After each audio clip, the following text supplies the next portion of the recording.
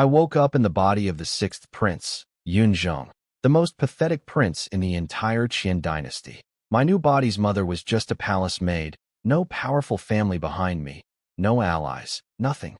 To make it worse, the original Yunzhong somehow ended up with a blood letter from the former crown prince, proof that the third prince had framed the crown prince for treason. That made me a target. The third prince wanted that letter badly and was ready to kill me for it. When I came to, my own serving maids were whispering behind my back, calling me a coward and a waste of space. They figured I'd be dead soon anyway. I couldn't even argue. The old Yunzhong literally scared himself to death over this mess, and that's how I ended up here. But I'm not him. I made a decision right there in the courtyard. Forget the palace politics. I'd head to the border and build real military power. I studied command and warfare back in my old life. That's my strength. With an army behind me, nobody pushes me around. Before I could leave, the third prince showed up. He strutted into my courtyard demanding I hand over whatever the crown prince's man had given me. I played dumb and told him there was nothing. He didn't buy it. Then he ordered my own guards to arrest me as a traitor, and my maids, the ones I'd never once mistreated, immediately backed him up with made-up stories about me plotting rebellion and poisoning the emperor. That was the last straw. I kicked the third prince right between the legs as hard as I could. He dropped to the ground screaming. Everyone froze. Nobody could believe the coward prince just did that. When the guards tried to grab me, I shouted them down. I told them I was still a prince of this dynasty and no one lays a hand on me. I said I'd go confess to the emperor myself, and I walked straight out of there. I'd already burned the blood letter the moment I arrived in this body. Let them search all they want. And that kick? Consider it a down payment. Once I get my hands on real power, the third prince is first on my list. I headed straight to the main hall where my father, the emperor, was dealing with a crisis. The northern kingdom of Beihuan had a locust plague and was demanding grain from us, with 200,000 cavalry parked at the border as a friendly reminder. The court was split between fighting and giving in, and my father couldn't decide. Right in the middle of all that, the third prince's mother, noble consort Shu, burst in crying, screaming that I'd kicked her precious son's manhood and he might never be a real man again. My father didn't even believe her at first. Everyone knew me as a spineless coward. How could I possibly do something like that? Then the guard announced I was outside, asking to come in and confess. That shut everyone up fast. They brought me in. My father was furious, demanding an explanation. The third prince's uncle, Duke Su, immediately called for me to be stripped of my title and made a commoner. His whole faction piled on, one after another. Not a single person in that hall spoke up for me. Looking at them all, I felt even more certain. Staying in this palace meant death. I had to get out. My father gave me a chance to explain myself, but I didn't bother. Instead, I admitted guilt on the spot. Then I asked him to sentence me to death. The entire hall went dead silent. Nobody expected that. Even Duke Su and the consort were stunned. A prince doesn't get executed over a kick. Everyone knew that. But here I was, asking for it myself. My father was shaken. He demanded to know why I wanted to die. That's when I made my real move. I put on my most tragic face and said I'd been useless my whole life. I didn't want to die uselessly too. I begged him to let me go to the border so I could die fighting gloriously on the battlefield. Duke Su saw right through it. He knew I was trying to escape the capital, and he couldn't let that happen. They still wanted that blood letter. He objected, saying it would be a national embarrassment if a prince died in battle. I stood tall and fired back. Common men's sons can die fighting for this dynasty, so why can't a prince lead by example? Since the founding of our nation, no prince has ever died on the battlefield. And that's exactly why this country isn't stronger. If someone has to be the first, let it be me. My speech hit harder than I expected. Several military officials actually spoke up for me, saying a prince willing to die on the battlefield would be a huge boost to army morale. Even my father started nodding along. But Duke Su tried to ruin it again. He argued that if I got captured by the enemy, it would humiliate the whole dynasty. That actually gave me an idea. I asked my father to grant me an imperial sword, so I could kill myself before ever being taken prisoner. Having a sword personally bestowed by the emperor would also be useful for pulling rank at the border later. To sell it, I recited a sad poem about how living or dying didn't matter much to me. This world felt like a foreign land either way. My father heard it, and for the first time ever, I saw his eyes get wet. I think he realized he'd completely neglected me my whole life. Then the imperial doctor came in and reported that the third prince was fine, just needed a few days of rest. My father calmed down and told me to just apologize to my brother and forget the whole thing. That was the worst possible outcome for me. I needed to get out of the capital, not stay here and wait to be killed. I looked over at Duke Su and the consort, hoping they'd object and push the argument further. But they stayed quiet this time. Useless. So I threw myself on the floor and begged again. I said I wanted to die gloriously in battle. My father got angrier. He yelled that my eldest brother had just killed himself after the failed rebellion. Was I trying to punish him by dying too? Even the consort suddenly switched sides and told me to drop it, promising she wouldn't pursue the matter. Everyone in the hall started urging me to stop. None of that was going to save me. I knew if I stayed, I was dead anyway. So I went all in. I declared that if my father wouldn't let me go, I'd smash my head against the pillars of this hall right here and now. The whole court went silent. My father was absolutely furious. With a face like iron, he finally gave in. He appointed me General Huli and ordered me to head north to the border after marrying the daughter of General Shin Nanjung, a woman named Shun Luoyan. The general title was way better than I'd hoped. I was expecting maybe a minor officer rank. But the marriage order?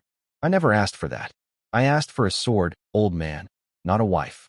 A woman would only slow me down. Whether I liked it or not, the emperor had given his order, so I had to deal with it. I figured I'd make the best of the situation. A prince's wedding meant every court official would have to send gifts. Perfect chance to collect money. I'd need funds for the border anyway. But staying in the capital for the wedding also meant the third prince and his people would have time to come after me. I needed to watch my back. On the way to the Shun family estate, the head eunuch Mu Shun told me about them. 5 years ago, my father got trapped by the northern enemy during a campaign. General Shin Nanjung led 10,000 soldiers to attack the enemy's rear and save my father's life. But the general and both his sons died in the process. The whole family sacrificed everything for the emperor. Now my father was marrying off the general's only surviving daughter to me, a prince everyone expected to die in battle. It felt like he was taking advantage of a family of widows and orphans. We arrived at the Shun estate and were greeted by Lady Shun and her household. I noticed right away that they greeted Mu Shun before me. Either they didn't respect me at all, or they genuinely forgot I outranked a eunuch. Probably the first one. When Mu Shun read out the imperial decree, the whole room went into shock. Shun Luoyan, my bride-to-be, was furious. She stood up and flat out refused the order. She told Mu Shun to go back and tell the emperor she'd rather die. She even said she'd wait at home for him to send poison or a silk rope to hang herself with. I had to admit, this woman had guts. Publicly defying an imperial decree? That was exactly the kind of stunt I'd just pulled myself. The difference was, I asked to die because I wanted to live. She seemed like she actually meant it. Also, was I really that bad? She'd rather die than marry me? Mu Shun warned her coldly. Refusing an imperial decree didn't just mean her death. By law, it meant her entire extended family would be executed. That finally made her hesitate. Her sister-in-law grabbed her arm, begging her to think about the family. She had a little daughter, not even 6 years old. Lady Shun was shaking with rage, demanding to know what her family had done to deserve this humiliation. Mu Shun gave Shun Luoyan one last chance to accept. The imperial guards put their hands on their weapons. The tension was suffocating. Then a little girl started crying, and that sound cut through everything. The crying child was Shun Nianxi, Shun Lian's niece, barely 6 years old, the only child left from her eldest brother's bloodline. That broke Shun Luoyan. She looked at the little girl's tearful face, unclenched her fists, and dropped to her knees. She accepted the decree. After Mu Shun left, I stayed behind to talk with the family. Shun Luoyan glared at me with pure disgust and told me not to expect any gratitude. I shrugged and told her about my plan, that I'd been appointed General Huli and was heading to the northern border to die in battle after our wedding. The room went dead quiet. Then the reality hit them. The emperor was marrying his daughter figure off to a man he was sending to his death. Lady Shun would basically be watching her daughter become a widow before the marriage even mattered. The Shun women had already lost all their men to war. Now the emperor wanted to add one more widow to the collection. Lady Shun slammed her palm on the table and shattered it into pieces. I nearly jumped out of my skin. My future mother-in-law was apparently a martial arts expert. She wanted to storm the palace with her husband's memorial tablet and confront the emperor. The second sister-in-law backed her up. But the eldest sister-in-law, Wei Shuang, shook her head sadly. She figured out the emperor's real intention. He wanted Shen Luoyan to bear me a child before I went off to die. Shen Luoyan screamed she'd rather bash her head and then give me an heir. I couldn't help teasing her. I said even if we both died, the emperor would probably have us buried together. Her face twitched with rage. This woman had guts, but maybe not the sharpest mind. I told them seriously not to bother going to the palace to protest. It would only make things worse. Then I left. Back at my courtyard, I found the guards had been replaced by two men from the imperial guard, Zhou Mi and Gao He. Either my father sent them to spy on me, or to protect me from the third prince's people. Probably both. I played it cool. Inside, my treacherous maids were waiting, terrified. Good. I ordered every single one of them to kneel and slap their own faces, and not to stop until I said so. I told Gao He to watch them. If anyone held back, he'd do the slapping for them. The sound of palms hitting cheeks filled the whole courtyard. These women had lied about me to the third prince's face just hours ago. I couldn't kill them. Acting too ruthless too fast would raise suspicion. But I wasn't about to let traitors off easy either. Even the most patient man alive wouldn't forgive what they did. That night, a lot happened that I didn't know about at the time. My father sent his shadow guards to investigate what really went down at my courtyard. When he found out the third prince had tried to drag me to prison without imperial permission, he was furious. He understood then why I'd been so desperate to die. I was being cornered with no way out. He also figured what everyone already knew. There was no chance I'd been part of the crown prince's rebellion. I had nothing to offer a conspirator. No soldiers, no brains, no connections. Only an idiot would recruit me.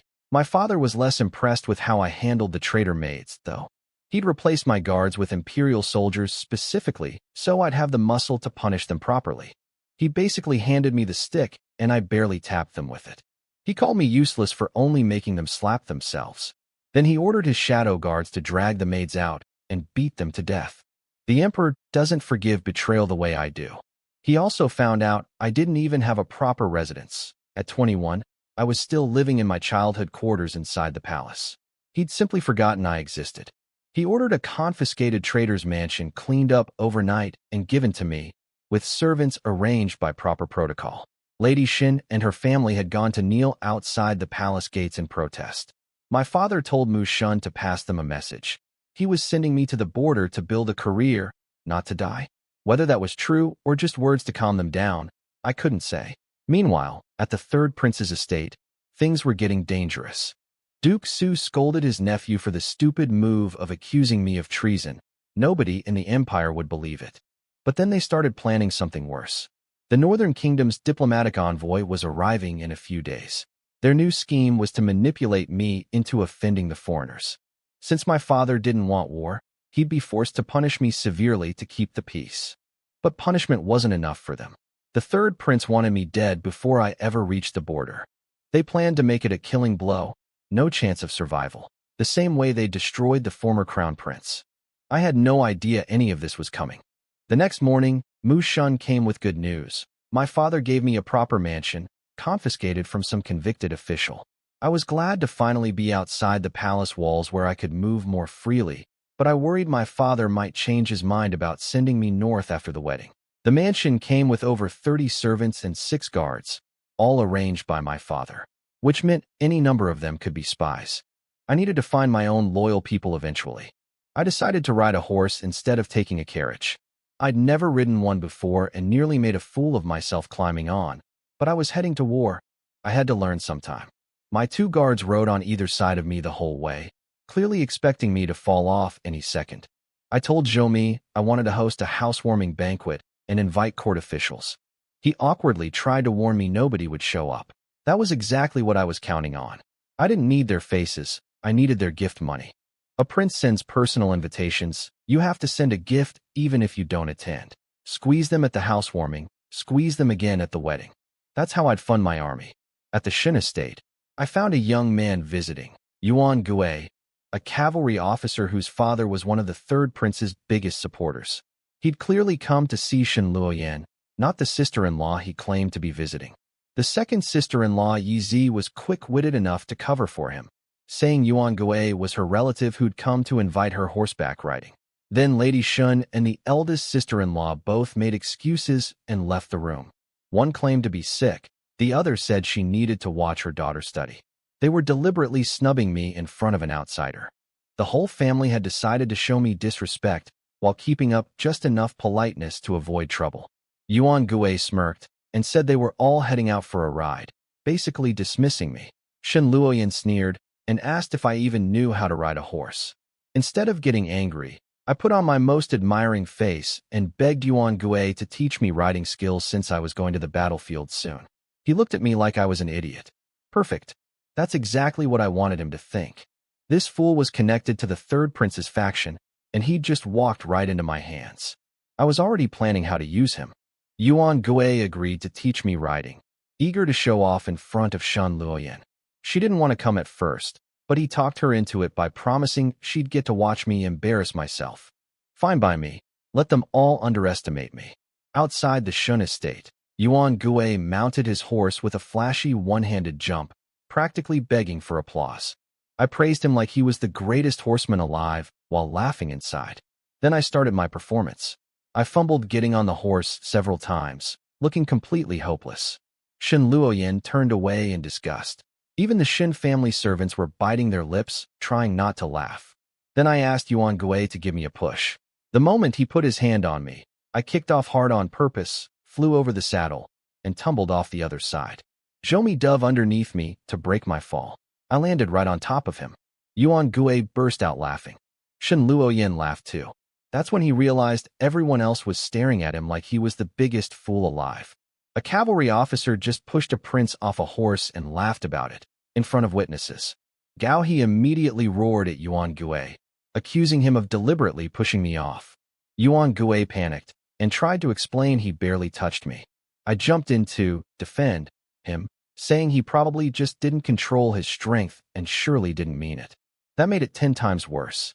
Now my guards were completely convinced it was intentional. When Shen Luoyan tried to speak up for Yuan Gui, Gao He shut her down too, reminding her she was about to be a princess and should act like one. Good man. That Gao He said exactly what I was thinking. I waved it all off like a kind fool and said I'd just have my own guards teach me riding instead. As we rode away, I made sure to say, just loud enough for Yuan Gui to hear, that my father's temper was bad lately, and they absolutely must not tell him about this, or he might have Yuan Gui executed. Yuan Gui nearly collapsed on the spot. Even Shen Luoyan scolded him, pointing out that pushing a prince off a horse could be called attempted harm to royalty. She told him to stop visiting the Shun estate from now on. Yuan Gui rode home in a panic, probably ready to beg his father to bring expensive gifts and come apologize before the emperor heard about it, which was exactly my plan. That fool's father was one of the third prince's top supporters who screamed loudest for my punishment yesterday. Now his son just attacked me. Let's see how much that apology cost them. It worked even better than I expected. Yuan Gui's father, General Yuan Song, rushed over with his son and a box of expensive gifts, a full set of white jade wine cups and a wine pot, worth several thousand silver taels. The old man was practically sweating, desperate to settle things before my father found out. I played the clueless, forgiving fool. But before accepting the apology, I casually asked if Yuan Song had decent handwriting. He said it was nothing special. I told him I needed help writing over 100 invitations for my housewarming banquet because I didn't know most court officials by name. He couldn't refuse. I still hadn't officially forgiven his son. So the great General Yuan Song sat in my mansion all afternoon, writing invitation after invitation like my personal secretary, while his son ground the ink. I gave them tea and snacks. Nothing more. When they were finally done and ready to leave, I walked them out. Their horses were waiting, except they weren't their horses. I'd had my servants ride their horses out to deliver invitations earlier and swap them with the cheap pack horses my father had provided. Their 2 war horses were top-quality military breeds, worth 200 or 300 gold pieces combined. What I gave them back were barely worth a couple hundred silver taels. I put on my dumbest face and said I had no idea about horses since I'd just moved in. Yuan Song's face twitched, but what could he say? His son had pushed a prince off a horse, He wasn't in any position to argue over livestock. He forced a smile and said all horses were the same as long as they could be ridden. I nodded along and agreed completely. So in one afternoon, I got a set of jade wine cups, 2 premium war horses, and 100 handwritten invitations, all from a man whose faction wanted me dead yesterday. The father and son rode home on donkey-grade horses, and I'm sure Yuan Song was ready to vomit blood the whole way. This was just the beginning. Those invitations were going out to every official in the capital. Even if nobody showed up to my banquet, they'd still have to send gifts. Every coin counted for what I was building. My first stop with the invitations was Duke Su's mansion, the third prince's uncle himself. Gao He thought I was asking to be humiliated, but I knew exactly what I was doing. Duke Su came out with his family, clearly confused why I was there. He didn't even invite me inside. I handed him the invitation, and he glanced at it, then froze. He recognized the handwriting. It was Yuan Song's. The realization hit him hard. One of the third prince's own allies had spent all afternoon writing invitations for me. Once these went out to every official in the capital, everyone would know. His face turned green. He declined the banquet, of course. That's when I delivered my real move. I stammered out, "That's fine, as long as the gift arrives," then immediately pretended to be embarrassed and corrected myself, saying I meant my own manners were what mattered, and they could do whatever they wanted. The more I fumbled, the more trapped he became. A prince personally delivering invitations was such an enormous show of courtesy that refusing to send even a small gift would make him look terrible to the emperor. He forced a smile and promised a gift would arrive. Perfect. Next I went to Elder Zhang's estate and told him straight up that Duke Su had already promised a gift. Zhang immediately said the same. Gift yes, attendance no. After that, every household I visited gave the same answer. Duke Su and Zhang had set the pattern, and nobody wanted to be the only one who didn't send something. Gao He was embarrassed for me the whole evening, thinking I was being rejected everywhere. He had no idea I was celebrating inside. I didn't want anyone to show up. I wanted their money. No guests meant no food or drinks to pay for. Pure profit. When we got home, I went straight to the stables to look at the 2 war horses I'd taken from the Yuan family. Gao He told me they were worth 100 gold each. That's 10,000 silver taels per horse. Far more valuable than I'd guessed. I'd basically swapped 2 cheap pack mules for 2 Ferraris. I gave both horses to Gao He and Zhou Mi. They tried to refuse. The gift was too valuable. But I insisted. These 2 were assigned by my father and might be spies, but they were also the only guards I had. Winning their loyalty was worth more than any warhorse. Gao He accepted with visible gratitude in his eyes. I smiled on the outside, but inside I was dead serious. I'd spent a fortune on these 2. If they ever betrayed me, I'd hunt them to the ends of the earth. 2 days later, my housewarming day arrived. Just as planned, gifts poured in all morning, but nobody stepped through the door. Servants and junior family members dropped off presents and left without even coming inside. The outside was busy, the inside was empty. Exactly how I wanted it. No guests meant no expenses. Pure profit. While I was sitting alone counting my blessings, Shen Luoyan showed up. She walked in without bowing and immediately mocked me for not even having a banquet set up. I shrugged and said there was no point wasting food when nobody came. She seemed surprised I wasn't crying about it. She'd expected to find a pathetic mess. I asked if she cried when she got the marriage decree. That made her furious. She marched toward me with her fist clenched. I told her bluntly, "She talks tough, but if she really had the courage to hurt me, she wouldn't have accepted the decree in tears." That shut her up for a moment. She warned me never to touch her, or she'd make me a eunuch. So naturally, I tried to slap her backside. She caught my hand instantly, lightning reflexes. Impressive. She started twisting my arm, hard. It hurt like hell, but I didn't make a sound. I just stared at her. That threw her off. She expected me to scream and beg. Eventually she let go. Good. Now I knew she was a skilled fighter. That could be useful. Then she dropped something interesting. Her second sister-in-law Yizi had figured out that I deliberately fell off the horse to frame Yuan Gui. Smart woman, that Yizi. Shen Luoyan demanded to know if it was true. I admitted it openly and called it classic sixth son behavior. Being the 6th prince meant playing dirty. Then I leaned in close and whispered something bigger. The real reason I was collecting all these gifts was to fund a rebellion once I reached the northern border. Her eyes went wide. She bolted home and told Yizi everything, excited that she could report me to the emperor and cancel the wedding. Yizi nearly laughed in her face. She explained that if Shen Luoyan went to the emperor with this, he'd never believe it.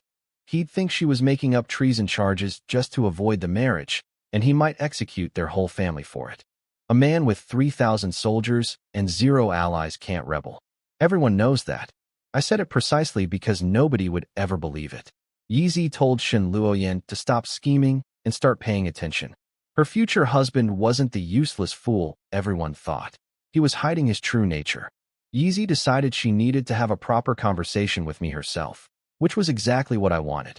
That woman had a sharp mind, and sharp minds were exactly what I needed on my side.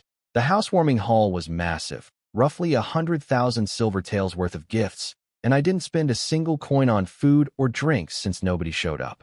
Even my father sent something, which meant every prince, princess, and official had to follow suit. People I hadn't even invited sent gifts too. My only problem now was figuring out how to turn all this stuff into cash without looking desperate. I decided to wait and combine it with the wedding gifts later. Meanwhile, my father was getting reports about me from his shadow guards. He heard about the horse incident with Yuan Gui and how Yuan Tsung ended up writing my invitations and losing 2 premium war horses. But the spies told him it was all accidental.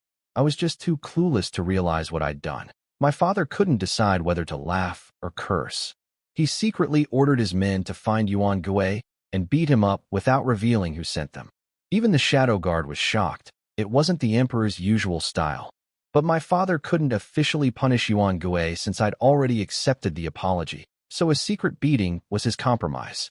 He also heard I sat alone all afternoon looking sad after nobody came to my banquet. He felt sorry for me. He had no idea I was celebrating inside. 2 days later, the Northern Kingdom's envoy arrived. My father had decided to give them the grain. He couldn't risk a war with internal problems still unsettled and other enemy nations watching. That evening, he was hosting a welcome banquet and summoned me to attend with Shen Luoyan. Earlier that day, I'd bought a servant girl who'd almost been sold to a brothel by her gambling father. I named her Xian Shang, meaning new life. I picked up Shen Luoyan from her estate. On my way in, I caught Yizi watching me with a knowing smile. I winked at her. She'd clearly understood the message I'd sent through Shen Luoyan, that I wasn't the fool everyone thought. Good. She was sharp, and I wanted her on my side eventually. In the carriage, Shen Luoyan complained that attending the banquet with me would only bring her embarrassment. I told her to just eat, stay quiet, and leave. She said she'd probably choke on insults instead of food. I told her if anyone mocked her, just pretend they were passing gas. She snapped that she didn't have my talent for swallowing humiliation.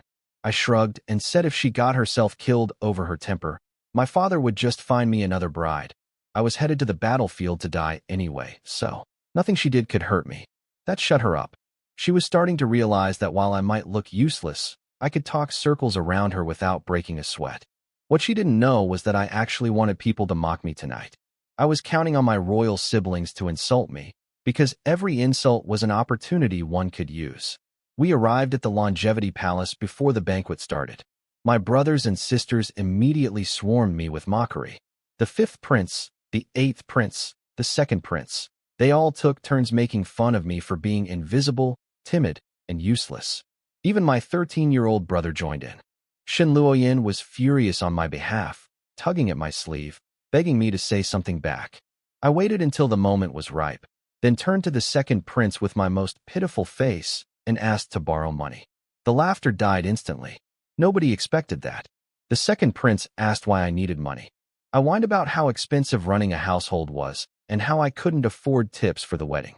He told me to just sell the gifts I received at the housewarming. I hesitated and asked if that was really okay. Wouldn't people talk?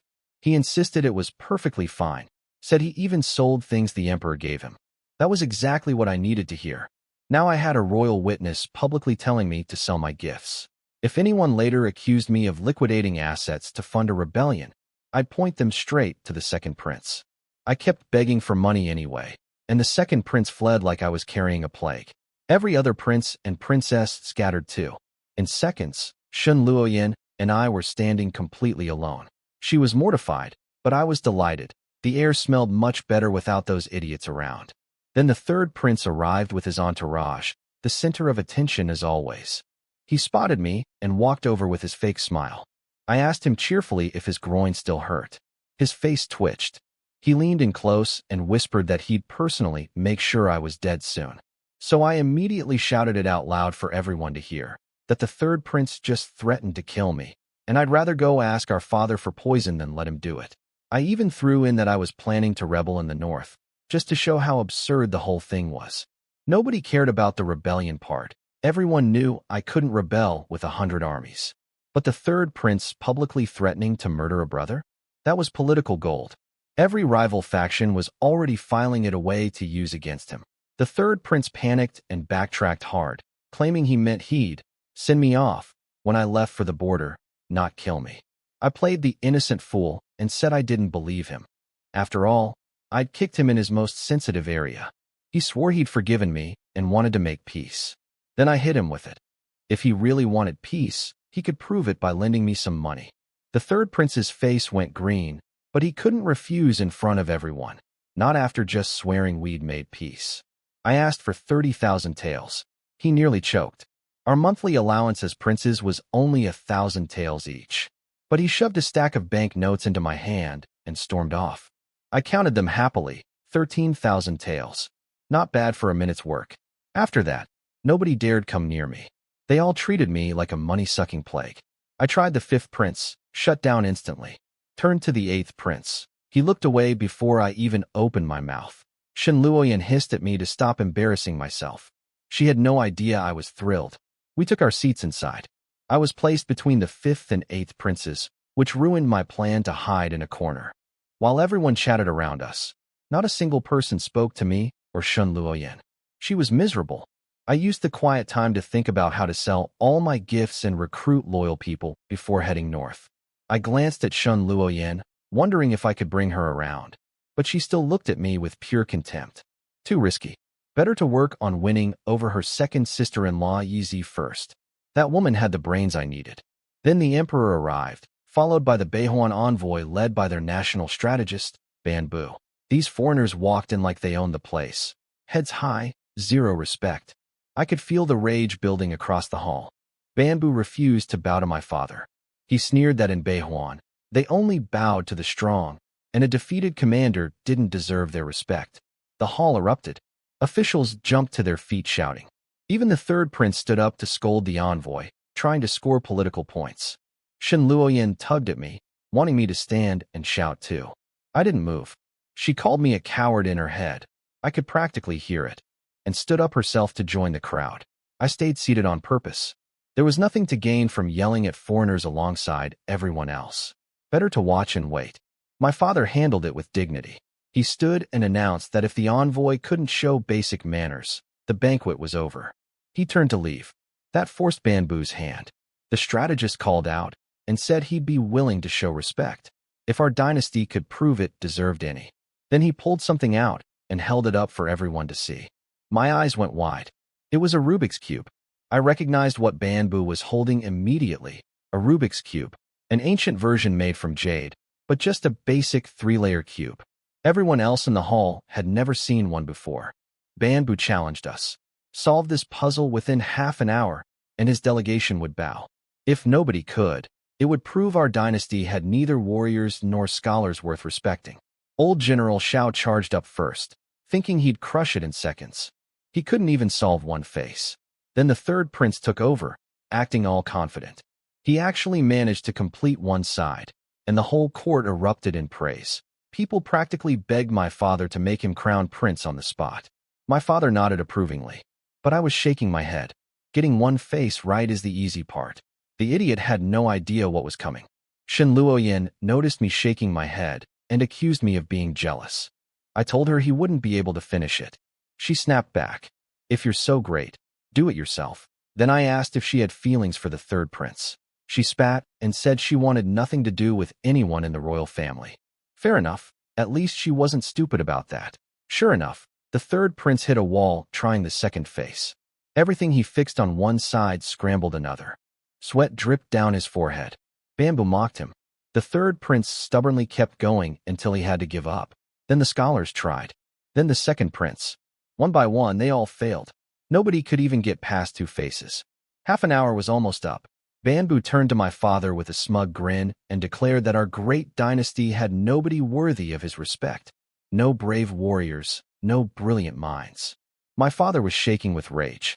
Officials shouted that the puzzle was impossible and Bamboo had rigged the whole thing just to humiliate us. That's when I stood up. I looked straight at Bamboo and said, "Solving that little toy doesn't need half an hour. Half a cup of tea is more than enough." The entire hall went silent. The whole hall looked at me like I'd lost my mind. The useless 6th prince claiming he could solve something that stumped every scholar and prince in the dynasty? Shen Luoyan yanked at my sleeve, begging me to sit down. The 2nd prince barked at me to stop embarrassing everyone. Duke Su threatened me with charges of deceiving the emperor. The 3rd prince pretended to be worried for me while secretly celebrating. They'd been planning to get me killed through the foreign envoy, and here I was volunteering. My father glared at me and ordered me to sit. He was actually trying to protect me, giving me a chance to back down without punishment. But I stayed standing and insisted I could do it. Bamboo mocked us all, calling our dynasty a nation of liars. Then he admitted that even he, the creator of this puzzle, couldn't solve it in half a cup of tea's time. When I heard that, I paused. This man invented the thing but didn't know speed-solving techniques? He'd just stumbled onto the concept without understanding the algorithms. That actually made this easier for me. My father tried to have guards drag me away, but Bamboo stopped him, pointing out that a prince's words couldn't be taken back, especially in front of a foreign delegation. My father was trapped by his own rules of royal conduct. So I proposed the bet. If I failed to solve the cube in half a cup of tea's time, the envoy wouldn't need to bow to my father. Bamboo loved that. Then I added, if I succeeded, they'd kneel using our full court ceremony and return the 3 counties of territory they'd taken 5 years ago. Bamboo refused to bet territory, so I sweetened it. If I lost, they could have my head. Take it home and hang it by the river as a trophy. The hall gasped, but then everyone realized I was headed to die anyway. So what difference did it make? Bamboo's eyes lit up. A prince's severed head would be a massive prize and a humiliation for our dynasty. He agreed eagerly, already dreaming of displaying my skull at the border. I walked forward and picked up the cube. My father turned away. He couldn't bear to watch. But everyone else stared as I studied the cube for a moment, then moved both hands at once. Before anyone could even process what was happening, I stopped. I held the cube up high. All 6 faces solved. It hadn't taken half a cup of tea. It had taken a few breaths. Bamboo's jaw dropped. The 3rd prince and every other prince went pale. Nobody could believe it. Elder Zhang fell to his knees, crying tears of joy, shouting that heaven was blessing our dynasty. The whole court followed, kneeling and celebrating. Even Duke Su and the 3rd prince had to kneel. This was about recovering lost territory, and refusing to celebrate would be political suicide. My father was still facing away, completely confused by the sudden cheering. When Zhang told him I'd won and the lost lands from 5 years ago were coming back, my father ran down from his throne, grabbed the cube from my hands, and stared at it with trembling fingers. His eyes went wet. He kept repeating, "Good, good." He'd never imagined recovering that territory without a war. Old General Xiao rushed over, slapped my shoulder hard enough to nearly buckle my knees, then dropped to his knees before me, thanking me for avenging the honor of 1,000,000 soldiers. I quickly helped him up and played it down, said I'd just happened to play with one of these things before. Bamboo refused to accept it, insisting I got lucky. I made up a story on the spot. I'd seen the puzzle in an ancient book when I was 10, and even built a version with 16 squares per face, far more complex than his simple toy. Nobody could disprove it since all witnesses from my old quarters were gone. Bamboo's face twisted with rage. Then I noticed the fine knife hanging at his belt. He said it was a treasured blade personally given by the Northern King. I proposed another bet, same game, except this time I'd solve the cube blindfolded. If I won, every weapon the entire envoy carried stayed with us. If I lost, they could take my head. Bamboo had already told my father that a prince's words couldn't be taken back, so when my father tried to stop me, Bamboo threw those same words right back at him. My father shot me a murderous look, but had no choice except to allow it. I could practically hear his thoughts. If I dared bet anything involving national affairs, he'd kill me himself. The hall went completely silent. waiting to see if I could actually solve a Rubik's Cube with my eyes closed. Everyone thought I was insane. My father was shaking with anger. Shen Luoyan had given up trying to save me. The third prince could barely contain his joy, certain I was about to die. Banbu agreed to the bet without hesitation. Trading some knives for a prince's head seemed like the deal of a lifetime. I handed the cube to Banbu and let him scramble it himself, so he couldn't claim I cheated. My father gave me one last chance to back out, promising no punishment. Officials begged me to stop. I ignored them all. I studied the scrambled cube for a few moments, memorizing every position. Then I closed my eyes and started turning. My hands moved fast. When I stopped and raised the cube, the hall went dead silent. Solved. Again. Even faster than Banbu could process what happened. Banbu looked like he might collapse. Shen Luoyan's eyes nearly popped out of her head. I opened my eyes and smiled at Banbu, telling him he'd obviously stolen this idea from our dynasty's ancient texts, but only learned the basics. He couldn't argue. I just solved his own invention blindfolded, faster than he could do it with his eyes open. General Xiao roared with laughter and mocked Banbu for trying to test the master with the student's homework. The whole court joined in. The third prince and his faction forced painful smiles while dying inside. I'd just earned a massive achievement they couldn't take away. Banbu honored the bet. He removed his precious knife, the one gifted by the Northern King himself, and ordered his entire delegation to surrender their weapons. My father called for Banbu's blade, inspected it dismissively, then handed it directly to me as a gift. I was thrilled. That knife wasn't just a weapon. It was Banbu's personal symbol. At the northern border, it could serve as proof of authority or a bargaining chip. My father had no idea how useful this gift would be for my real plans. Then came the best part. The court announcer called for the formal greeting, and Banbu, the man who'd refused to bow when he walked in, dropped to his knees before my father with his entire delegation. Full kneeling ceremony, our dynasty's customs. The hall that had nearly ended in humiliation now witnessed complete submission. But I wasn't entirely happy. I'd shown too much today. Both the third prince and the northern envoy now had extra reasons to want me dead before I reached the border. I needed to start planning my next moves carefully. Banbu and his delegation knelt before my father with their teeth clenched. My father savored every second of it. 5 years of humiliation, finally repaid. He deliberately waited before telling them to rise. The banquet atmosphere completely flipped. Our side was celebrating while the northern envoy sat in misery. Officials who'd never spoken to me came over to toast me one after another. For one night, the useless sixth prince was a national hero. My father got so happy he drank too much and passed out early, which meant no private meeting with me. Fine by me, less scrutiny. I took Shen Luoyan home, but my real goal was talking to Yizi. Shen Luoyan rushed inside to tell her mother everything. Lady Shun was skeptical at first, then impressed when she heard about the blindfolded solve, but still cautious about the territory promise. She said her late husband always warned that the Northerners were wolves. They don't spit out what they've swallowed. Written agreements meant nothing. Only soldiers on the ground meant real recovery. Smart woman. She was right. Meanwhile, I went to the back garden with Yizi and got straight to the point. Work for me. She smiled and said I was being awfully direct. I told her smart people don't need small talk. She said she needed to decide if my ship was worth boarding. I told her bluntly she had no choice. She could either join me or report me to the emperor for treason. And we both knew nobody would believe her if she tried. She sighed and accepted. I gave her 2 missions. First, spread rumors that I was secretly allied with the former crown prince and plotting with the northern kingdom to overthrow the dynasty. It sounded insane, but that was the whole point. Nobody believed I could rebel, so when these rumors spread, everyone would assume another prince was smearing me.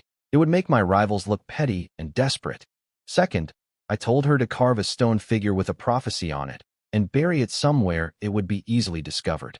The inscription, "When the 6th sun goes north, the emperor and his court will climb the mountain."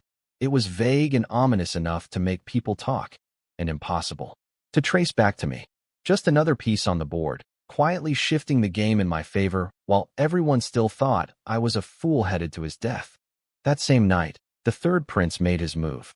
He had someone shoot a letter into Banbu's quarters with a detailed plan to destroy me. The letter explained that I was heading to the northern border to boost our army's morale, and that whether I lived or died there, it would be bad for their kingdom. The third prince was asking the enemy to help kill me, his own brother. Then he killed the messenger to leave no trace. Dead men don't talk. Bamboo read the letter and laughed at how our people were better at backstabbing each other than governing. But he kept the letter instead of burning it, figured it might be useful as leverage later. He agreed to cooperate. We had a common enemy now, he thought. The next morning, I was summoned to attend the formal court assembly, my first one ever. It was still dark outside. I grumbled the whole way. Just give me whatever reward and let me sleep. Outside the hall, everything was different from before. Officials who'd never looked at me were suddenly crowding around, congratulating me, wanting to drink with me. General Shao slapped my shoulder again. I swear this old man was trying to cripple me, and declared he'd rip apart anyone who called me useless again. I smiled and thanked them while internally screaming for everyone to leave me alone. All this attention was dangerous. The more people gathered around me, the bigger the target on my back. The third prince and Duke Su watched from the side with murder in their eyes and smiles on their lips. They had their trap already set and were just waiting. Court began. My father asked where I was. I'd hidden in the back corner because I genuinely didn't know where to stand. I'd never attended a formal session before. Everyone laughed. Then my father dropped a bomb. He wanted to name me King of the North, Jinbei Wang. The whole court exploded. In our dynasty, only the emperor's brothers received the title of king, and only after a new emperor took the throne. No sitting emperor had ever made his own son a king. Even I thought it was too much. Every official protested. Even the ones who'd been friendly minutes ago objected. It broke centuries of tradition. My father pushed back, asking if recovering lost territory without a single soldier's death wasn't worthy of such an honor. He challenged anyone who could match that feat to step forward and claim the same reward. The court went quiet when my father challenged them. Then Duke Su spoke up with a reasonable point. The territory hadn't actually been returned yet. It was just a verbal promise. Any reward should wait until it was confirmed. Everyone agreed, and honestly, so did I. Then I muttered under my breath that maybe my father was still drunk from last night. The whole hall heard it. My father glared at me and asked what I'd said. I pretended I'd dozed off and was talking in my sleep. He told me to go home if I was tired. I actually started walking out. He had to shout at me to stop. He couldn't believe I was really leaving before getting my reward. That little performance did the trick. My father dropped the king title idea and moved on. I didn't want to be made a king right now. It would paint an enormous target on me. Save it for when I'm safely at the border with an army. Turns out the whole king proposal was a test anyway. My father had already prepared the real decree beforehand. He was testing which officials supported or opposed the idea, probably because those rumors Yi spread were already reaching him. Clever old man. I needed to be more careful. His intelligence network was faster than I expected. The actual rewards were excellent. 10,000 taels of gold, jade, silk, and various treasures worth about 15,000 gold in total. More funds for my military plans. Then my father asked the court about the grain negotiations with the Northern Kingdom. The fourth prince suggested trading extra grain in exchange for a signed agreement returning our territory. The third prince gave a longer speech about calling it trade instead of tribute to save face, plus getting war horses and other scarce goods in return. My father was clearly impressed with him. When he questioned the second and fifth princes, they had nothing new to add since the third and fourth had covered everything. He skipped me entirely, went straight to the elder ministers. Everyone understood. My father didn't consider me leadership material. Solving a puzzle was luck. Governing required real ability. Fine with me. Let them fight over the crown. I just needed military power. Whoever became emperor would still have to answer to the man controlling the army. The wedding date was set for the end of the month, about 10 days away. Then a eunuch chased me down outside to remind me I was required at tomorrow's session too. My face dropped. More court sessions? I just wanted my sleep back. What worried me more was why my father kept pulling me into court business. Was he reconsidering sending me north? If he tried to keep me in the capital, I'd have to escalate things dramatically. Don't force my hand, old man. Back home, I pretended to nap, but was actually thinking through my plans. The imperial rewards arrived, piles of gold, jade, silk, and other valuables. I tipped the delivery people generously and told my steward to buy everyone in the household new clothes for the wedding. Small gestures to build goodwill, though I was certain the steward was one of my father's spies. Shen Luoyin and Yi Zi showed up in the afternoon. Lady Shen had sent Yi Zi to help with wedding preparations, except I knew Yi Zi had engineered that herself. Now she had a legitimate reason to be at my mansion whenever she wanted. Smart move. Shen Luoyin's attitude toward me had shifted slightly after the banquet, but she still thought I was useless in any practical sense. I invited them both to come shopping with me. I also brought along some housewarming gifts to sell. Shen Luoyin gave me a look of disbelief that I was already selling things when my father had just given me 10,000 gold. I explained that expenses were piling up and asked Yi Zi to handle selling the rest of my gift collection privately. She agreed. Now I had a trusted person managing my finances without raising suspicion. While we were walking through the market, I heard the clanging of hammers from a blacksmith shop. I immediately steered everyone toward it. Shen Luoyin asked why. I said I needed a weapon for the battlefield. She scoffed and said I couldn't swing a blade if my life depended on it, which technically it would. But weapons weren't my real reason. I wanted to assess the skill level of local blacksmiths because I had something specific in mind: Damascus steel. If I could teach these smiths the technique, I could equip my future soldiers with weapons that would cut through anything the enemy carried. The problem was that Damascus steel is incredibly hard to work with. It would take enormous manpower to produce enough for an army. But first things first. We walked into the shop. Several muscular smiths were hammering farm tools. By the bellows, a one-armed man was pumping air into the furnace. Gao He froze and shouted in shock. Commander Du. Gao He recognized the one-armed man pumping the bellows. Du Guiyuan, former commander of the Blood Code Army. I'd never heard of them, and Shen Luoyin looked at me like I was an idiot for not knowing. Yi Zi explained. The Blood Code Army was the most elite unit in the entire Northern Army, fewer than 500 men selected from 200,000 soldiers. They fought so fiercely they were always drenched in blood after battle. 5 years ago, in the same war that killed Shen Luoyin's father, the Blood Code Army was nearly wiped out. They never reformed. This was basically a special forces commander working as a blacksmith's helper. I asked why. Turns out the pension money for his fallen soldiers had been stolen by corrupt officials.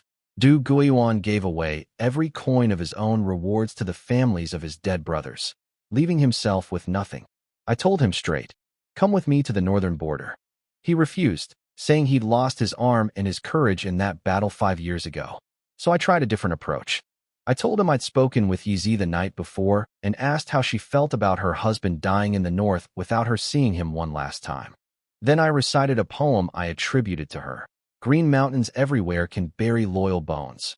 Why must a hero's body return wrapped in leather? That hit everyone hard. Shen Luoyin stared at her sister-in-law with admiration, thinking Yi Zi had written those powerful words. Yi Zi shot me a knowing look. She understood I'd written it myself and was giving her the credit. Du Guiyuan repeated the line over and over, eyes growing wet. Those words were for his brothers who never came home. He dropped to his knees and swore to follow me north. Even if it meant dying on the battlefield, at least he'd die like a soldier instead of fading away in a blacksmith shop. I helped him up and handed over every silver note I had, several thousand taels. I told him it was compensation from the emperor for his fallen men. He tried to refuse, but I pushed the money into his hands. The government had failed those families. Someone had to make it right. I told him to settle his affairs and come find me at my mansion.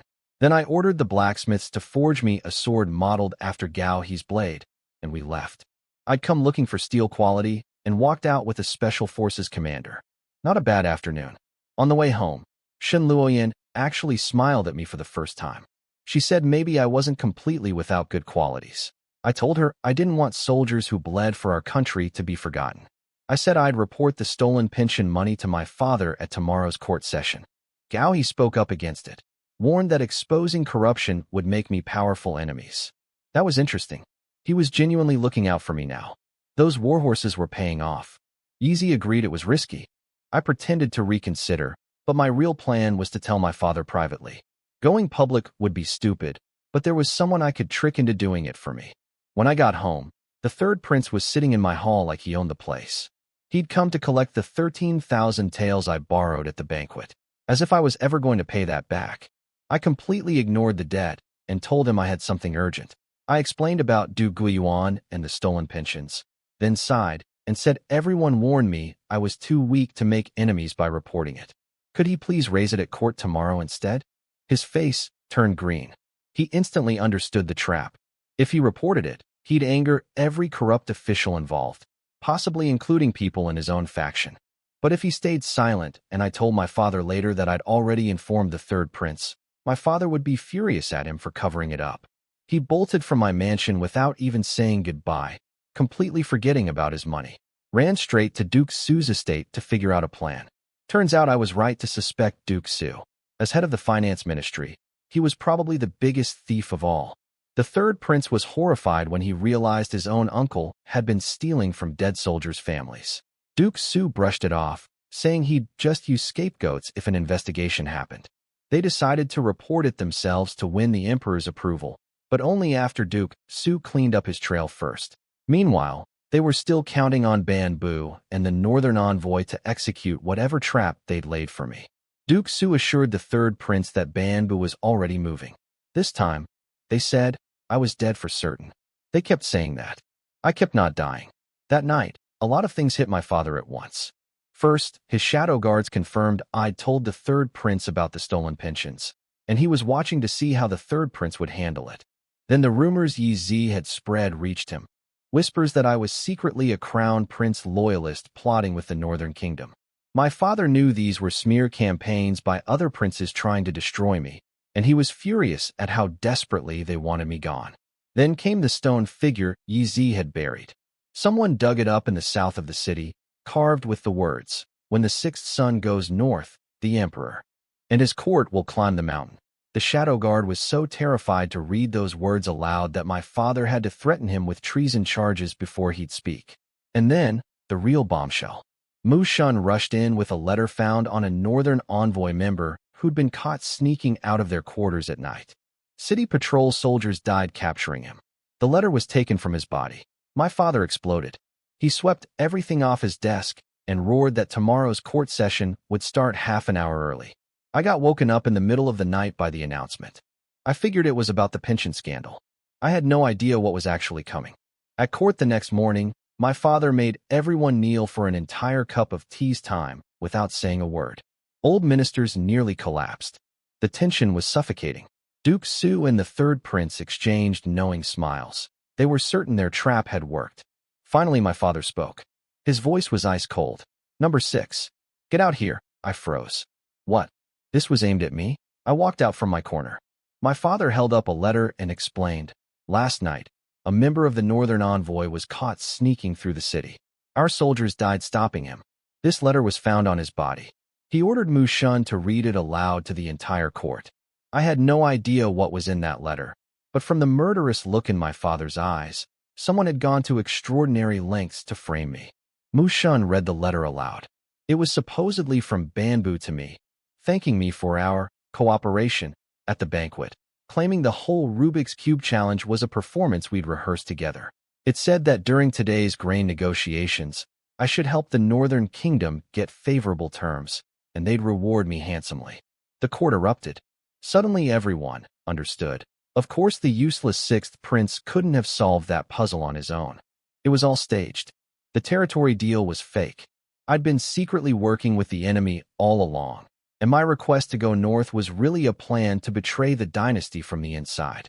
General Xiao was the only one who stood up for me. He argued this was obviously a frame job. I'd lived in the palace my whole life with zero outside contacts. How could I have conspired with foreigners? But Duke Su and his allies had prepared their arguments well. They said the Northern Kingdom could have sent agents ahead of the official delegation to recruit me after learning I wanted to go north. Most of the court agreed. My father asked if I had anything to say. I shook my head and said I couldn't prove my innocence. General Xiao reminded me about the ancient book I'd claimed to learn the puzzle from. If I could produce it, that would clear my name. But of course I couldn't. I'd made up that story. The book didn't exist. The third prince delivered the killing blow with perfect acting. He said with fake sorrow that I must have resented our father for years of neglect, and that resentment drove me to betray my country. Motive, evidence, and no defense. A perfect death trap. I asked my father for a cup of poison, but I was gambling. I'd already had Yi Zi spread those rumors about me being a traitor. rumors so absurd that my father's intelligence network would have traced them back to a smear campaign by rival princes. I'd also planted the stone prophecy. My father had heard all of it last night. If he was smart, and he was, he'd realize this letter was just another attack on me, timed perfectly to match those rumors. Someone was trying very hard to destroy me, and the coordination was too obvious. Duke Su called for my execution. Nearly every official echoed him, demanding my death. My father scanned the room in silence, and I caught a flash of killing intent in his eyes, but it wasn't directed at me. The officials all demanded my death, but my father stayed silent. General Xiao made one last stand. He knelt and begged for a proper investigation before any execution. I was grateful. This old soldier barely knew me, yet he was risking his reputation to save my life. My father agreed. He said no prince would be killed over a single letter without a full investigation. Duke Su tried to have me locked up immediately, but my father waved him off, said he wasn't worried about me running. That told me everything. My father was playing along. He'd already heard the rumors, Yi spread, and the stone prophecy. He knew someone was orchestrating a campaign against me. This whole court scene was his way of flushing out whoever was behind it. If he truly believed I was a traitor, I'd already be in chains. He also glanced at the third prince, clearly waiting for him to bring up the pension scandal. The third prince said nothing. My father noticed. Then the northern envoy was summoned in. My father ordered nobody to mention the letter. He wanted to observe how Banbu would act if he thought the frame job was still a secret. Banbu opened negotiations by demanding 3 million dan of grain. The court exploded. That was over a third of our annual tax revenue. Banbu casually mentioned he'd heard our harvest this year exceeded 30 million dan. Everyone's eyes snapped to me. That kind of information was classified. How did Banbu know the exact number? It made me look even more guilty of leaking secrets. I stayed quiet. Whoever designed this trap was brilliant. Banbu didn't look at me, didn't signal me, didn't ask for my help, and that silence was more damning than any accusation. It made the cooperation seem professional and practiced. My father flatly refused. He offered 50,000 dan maximum and told Banbu to trade war horses for more. Banbu then threatened us with 60,000 cavalry, reminding everyone that the northern kingdom's mounted army dwarfed ours. My father stood firm and said if they wanted war, we'd fight. Then Banbu smiled and proposed a gradual approach. Start with 2 dan on day 1, 4 on day 2, 8 on day 3, doubling every day for 1 month. I recognized it instantly. The wheat and chessboard problem. Doubling for 30 days would produce an astronomical number, far more than 3 million dan. Far more than our entire kingdom could produce in 100 years. Banbu was trying to trick my father with math. Just as I expected, Banbu was using the classic doubling trick. Everyone in court started calculating and concluded it seemed like a good deal. Surely just a few 100,000 dan total. The third prince jumped in to endorse it, and Duke Su agreed. Most officials followed.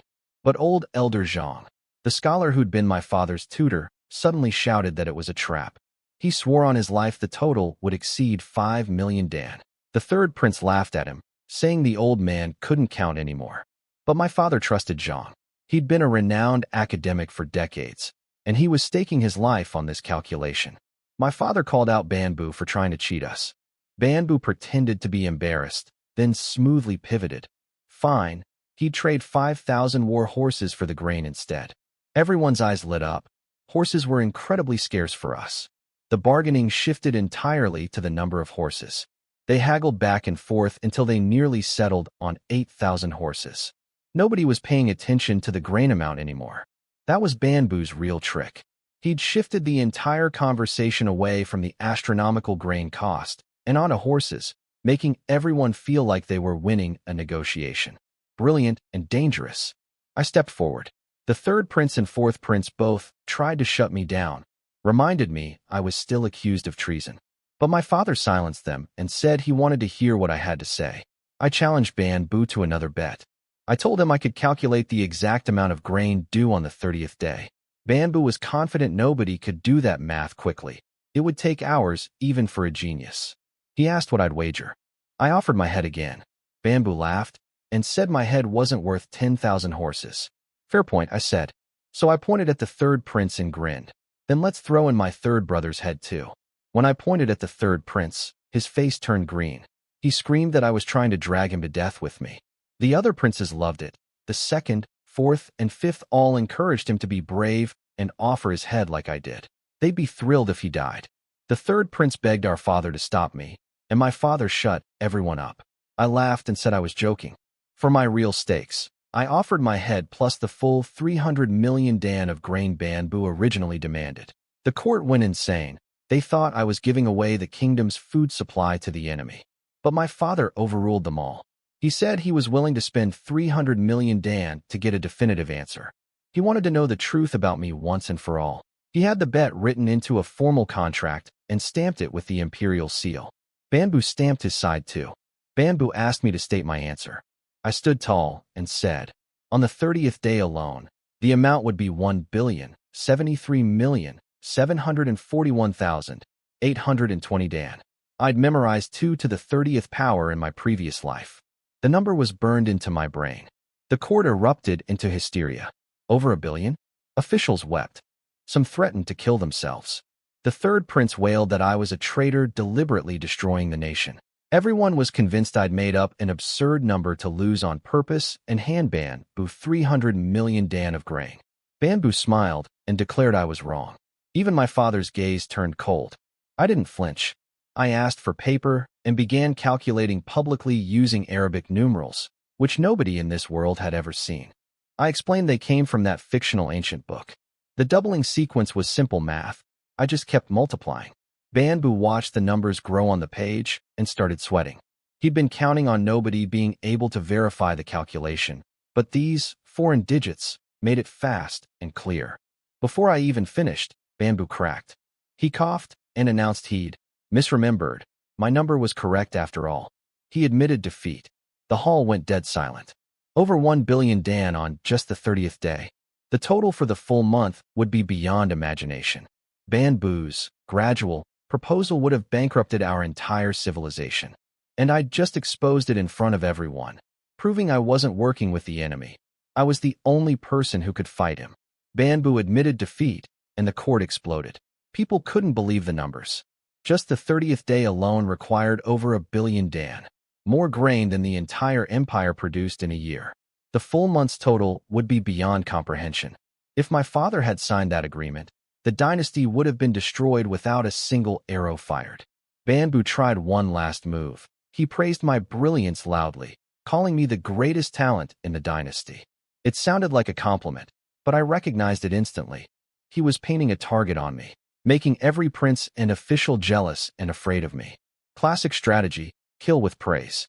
I deflected by insisting I'd just read it in an old book years ago and happened to remember the number.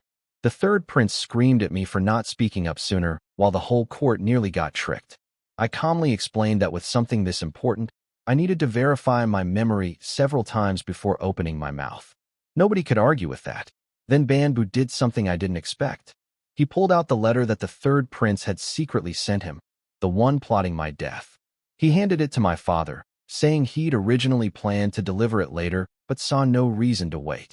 His scheme against me had failed. So now the letter was more useful as a tool to create chaos inside our court. The third prince's eyes nearly popped out. But Duke Su kept calm and signaled him not to worry. They'd already eliminated every trace connecting them to that letter. My father read it, then ordered the hall doors sealed and lamps lit. Everyone's face went white. He stood and asked in a voice like ice, "Who was it that swore to bash his head against these pillars if I didn't execute my son?" General Shao helpfully pointed at Vice Minister Yang. The man collapsed to the floor, begging for mercy. My father asked the court whether I deserved to die. Every single person, including the third prince and Duke Su, said no. Of course not. I'd just saved the empire from a devastating trap. My father nodded and turned to Yang with a cold smile. The entire court says my son shouldn't die, so I won't kill him. But you swore to die if I didn't. I'm granting your request. You may go ahead and bash your head against the pillar now. Yang tried desperately to beg for mercy, looking to Duke Su and the third prince for help. They pretended not to see him. My father gave Yang a choice: die honorably by keeping his word, or be executed as a traitor. Yang finally staggered to a pillar and smashed his head against it. Blood splattered across the hall. My father didn't even order the body cleaned up. Then he had Mu Shun read aloud the letter Ban Bu had handed over, the one plotting my death and asking the Northern Kingdom to cooperate. Every detail of the scheme was laid out, the analysis of why I had to die, and the exact plan to frame me. My father turned to me and asked if I had anything to say. I shrugged and said I was honored someone thought I was worth this much effort. Then my father revealed the rumors. He told the court that since yesterday morning, someone had been spreading stories that I was the Crown Prince's secret ally, that I'd been hiding my true nature for years, and that my trip north was really about seizing military power to rebel. The timing was obvious. The day after I'd recovered lost territory for the Empire, someone was already trying to destroy me. The third prince immediately glared at the second, fourth, and fifth princes, assuming they'd spread those rumors. He didn't know it was actually my work through Yizi. The other three princes glared right back and pointed their fingers at him. They had evidence too. Dozens of witnesses heard him threaten to kill me at the banquet. What followed was the most beautiful dogfight I'd ever seen. Four princes screaming accusations at each other in front of the entire court while my father watched silently. I stood in my corner trying not to laugh. This was exactly what I'd planned. Let them tear each other apart while I slipped away to the border untouched. My father finally spoke. He casually asked someone to bring the four princes tea, as if they were having a pleasant chat. That terrified them more than any shout. They dropped to their knees begging forgiveness. Then my father walked down from his throne, kicked all four of them to the ground one by one, and finally unleashed his fury. He roared the words from the stone prophecy I'd had Yizi plant. When the sixth sun goes north, the emperor and his court will climb the mountain. He screamed at them. Tell me, which mountain are you planning to send me and my entire court to? Should I go ahead and relocate the imperial tombs? The message was devastating. Climbing the mountain meant being driven from power or buried. My father was telling them he knew someone was trying to use me as a pawn to overthrow the throne, and he suspected his own sons were behind it. Every prince in that room was shaking, and I was the one who'd planted that prophecy. My father's rage was real, but it was aimed exactly where I wanted it, at my brothers, not at me. My father completely lost it. He beat all four princes right there in the hall, punching and kicking them in front of the entire court. Nobody had ever seen the emperor act like this. The four of them didn't dare make a sound. I kept my head down, trying desperately not to laugh. I had to thank whoever conspired with Ban Bu to frame me. Without that letter, my father would never have been angry enough to humiliate his own sons publicly. After Mu Shun calmed him down, my father declared something monumental. He looked at me and then at the four princes and announced plainly, I would never be made crown prince. Not because I lacked talent, but because my mother was a low-born palace maid. If I inherited the throne, the dynasty would collapse from internal power struggles. He said this directly, holding nothing back.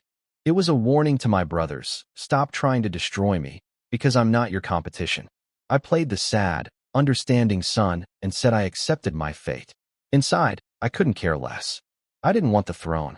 I wanted military power, which was worth more than any crown.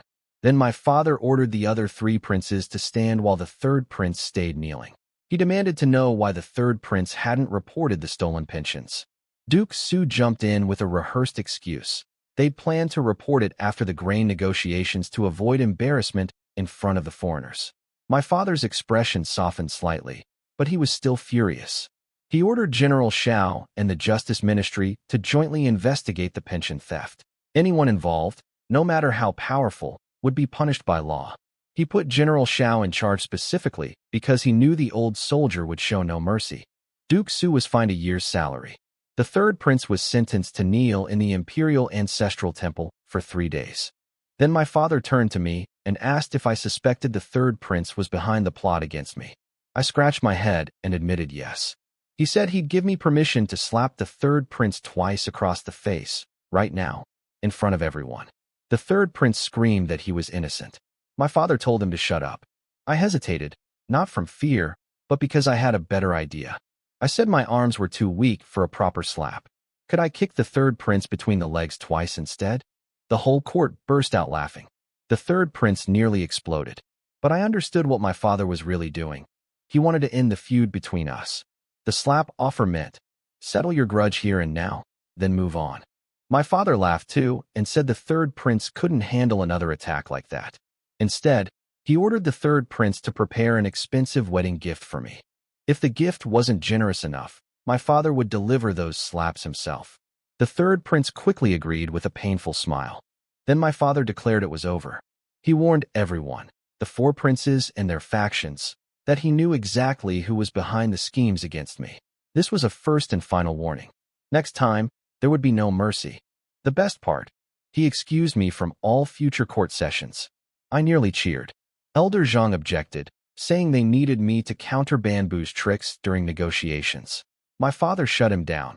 He said the court should learn to be vigilant on their own instead of depending on me. My father announced he'd save up my rewards and give them all at once during my wedding. Then I brought up the Damascus steel idea, saying I'd read about a superior steel forging method in that ancient book. Before I could even finish, he waved me off and told me to just do whatever I wanted without bothering him. Then came the real prize. He said if anyone besides him ever accused me of rebellion again, I had his personal permission to hit them. If they had a problem with it, they could take it up with him. This was essentially an imperial shield, a verbal sort of authority. Nobody could use the treason accusation against me ever again. I was overjoyed. If anyone annoyed me in the future, I just had to provoke them into calling me a traitor, then beat them senseless with full imperial backing.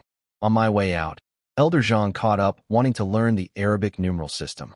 I told him I'd prepare a document for my father first. Then General Xiao found me. He thanked me for winning 10,000 warhorses for the army and warned me to watch out for assassination attempts from Banbu. He was heading off to investigate the pension theft. Two powerful allies gained in 2 days, the empire's top scholar and its fiercest general. Not bad for a so-called waste of a prince. Back home, I got great news. Du Guiyuan had arrived and brought 2 former Bloodcoat army brothers with him, Zuoren and Yu Shizhong, among the few survivors still in fighting shape. I had them spar with Gao He and Zhou Mi. My 2 guards lost badly. Perfect. Now I had real fighters for my personal protection, and Gao He and Zhou Mi could manage household security instead. I told them about my father ordering an investigation into the stolen pensions. They were thrilled and thanked me, thinking I'd personally reported it. I didn't correct them. Free loyalty points. Yizi had already sold every single gift, all of them, in one morning, to a merchant she knew. 15,000 taels of silver, clean. We'd actually planned this in advance. In front of the steward, she pretended she'd misunderstood my instructions, and I pretended to be annoyed. If anyone got suspicious, they'd just think Yizi was getting revenge on me for Shan Luan's sake. The real story stayed hidden. Then I told the steward to have Gao He helped by the blacksmith shop, where I'd found Du Guiyuan. Under Du Guiyuan's name, not mine. This was a deliberate test. I'd already told my father about the steel project, so I was covered. But the steward, almost certainly my father's spy, would see me secretly acquiring property under someone else's name and report it as suspicious activity. If Gao He also reported it, I'd know he was still my father's man. If he stayed quiet, it meant he was choosing my side. Yizi saw through the whole thing immediately and called me devious. She was right. I couldn't help myself.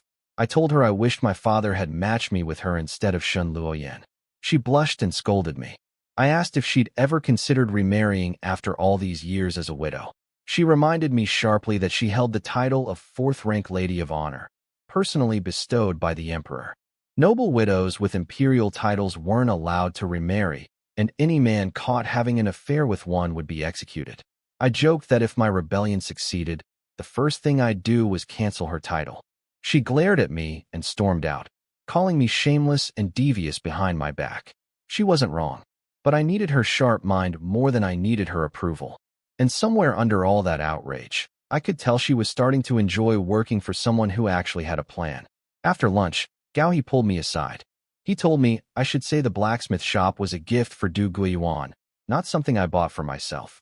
He warned that my father might think I was plotting rebellion if he heard I was secretly acquiring property under someone else's name. That was exactly the reaction I wanted. I dropped the act and asked him directly, "You're one of my father's spies, aren't you? And so is the steward?"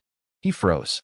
I explained how I'd only told the third prince about the pension theft, and the third prince had hidden it. Yet my father still found out. The only way that happened was through people watching me from inside my own household. I told Gao he was smart, and I appreciated that he'd try to warn me. I asked him to think carefully about where his loyalty truly lay, and I walked away. The blacksmith shop test had worked perfectly. Gao he had chosen to protect me over reporting me. The steward, on the other hand, would almost certainly run to my father's people. Now I knew who was who. At the blacksmith shop, I started teaching the smiths how to forge Damascus steel. Without modern equipment, I focused on the twisted Damascus method, the most feasible with hand tools. It was frustrating, slow work, with problems at every step. By nightfall, we'd barely produced one crude steel billet, but it was a start. I had to leave because Elder Zhang had shown up at my mansion.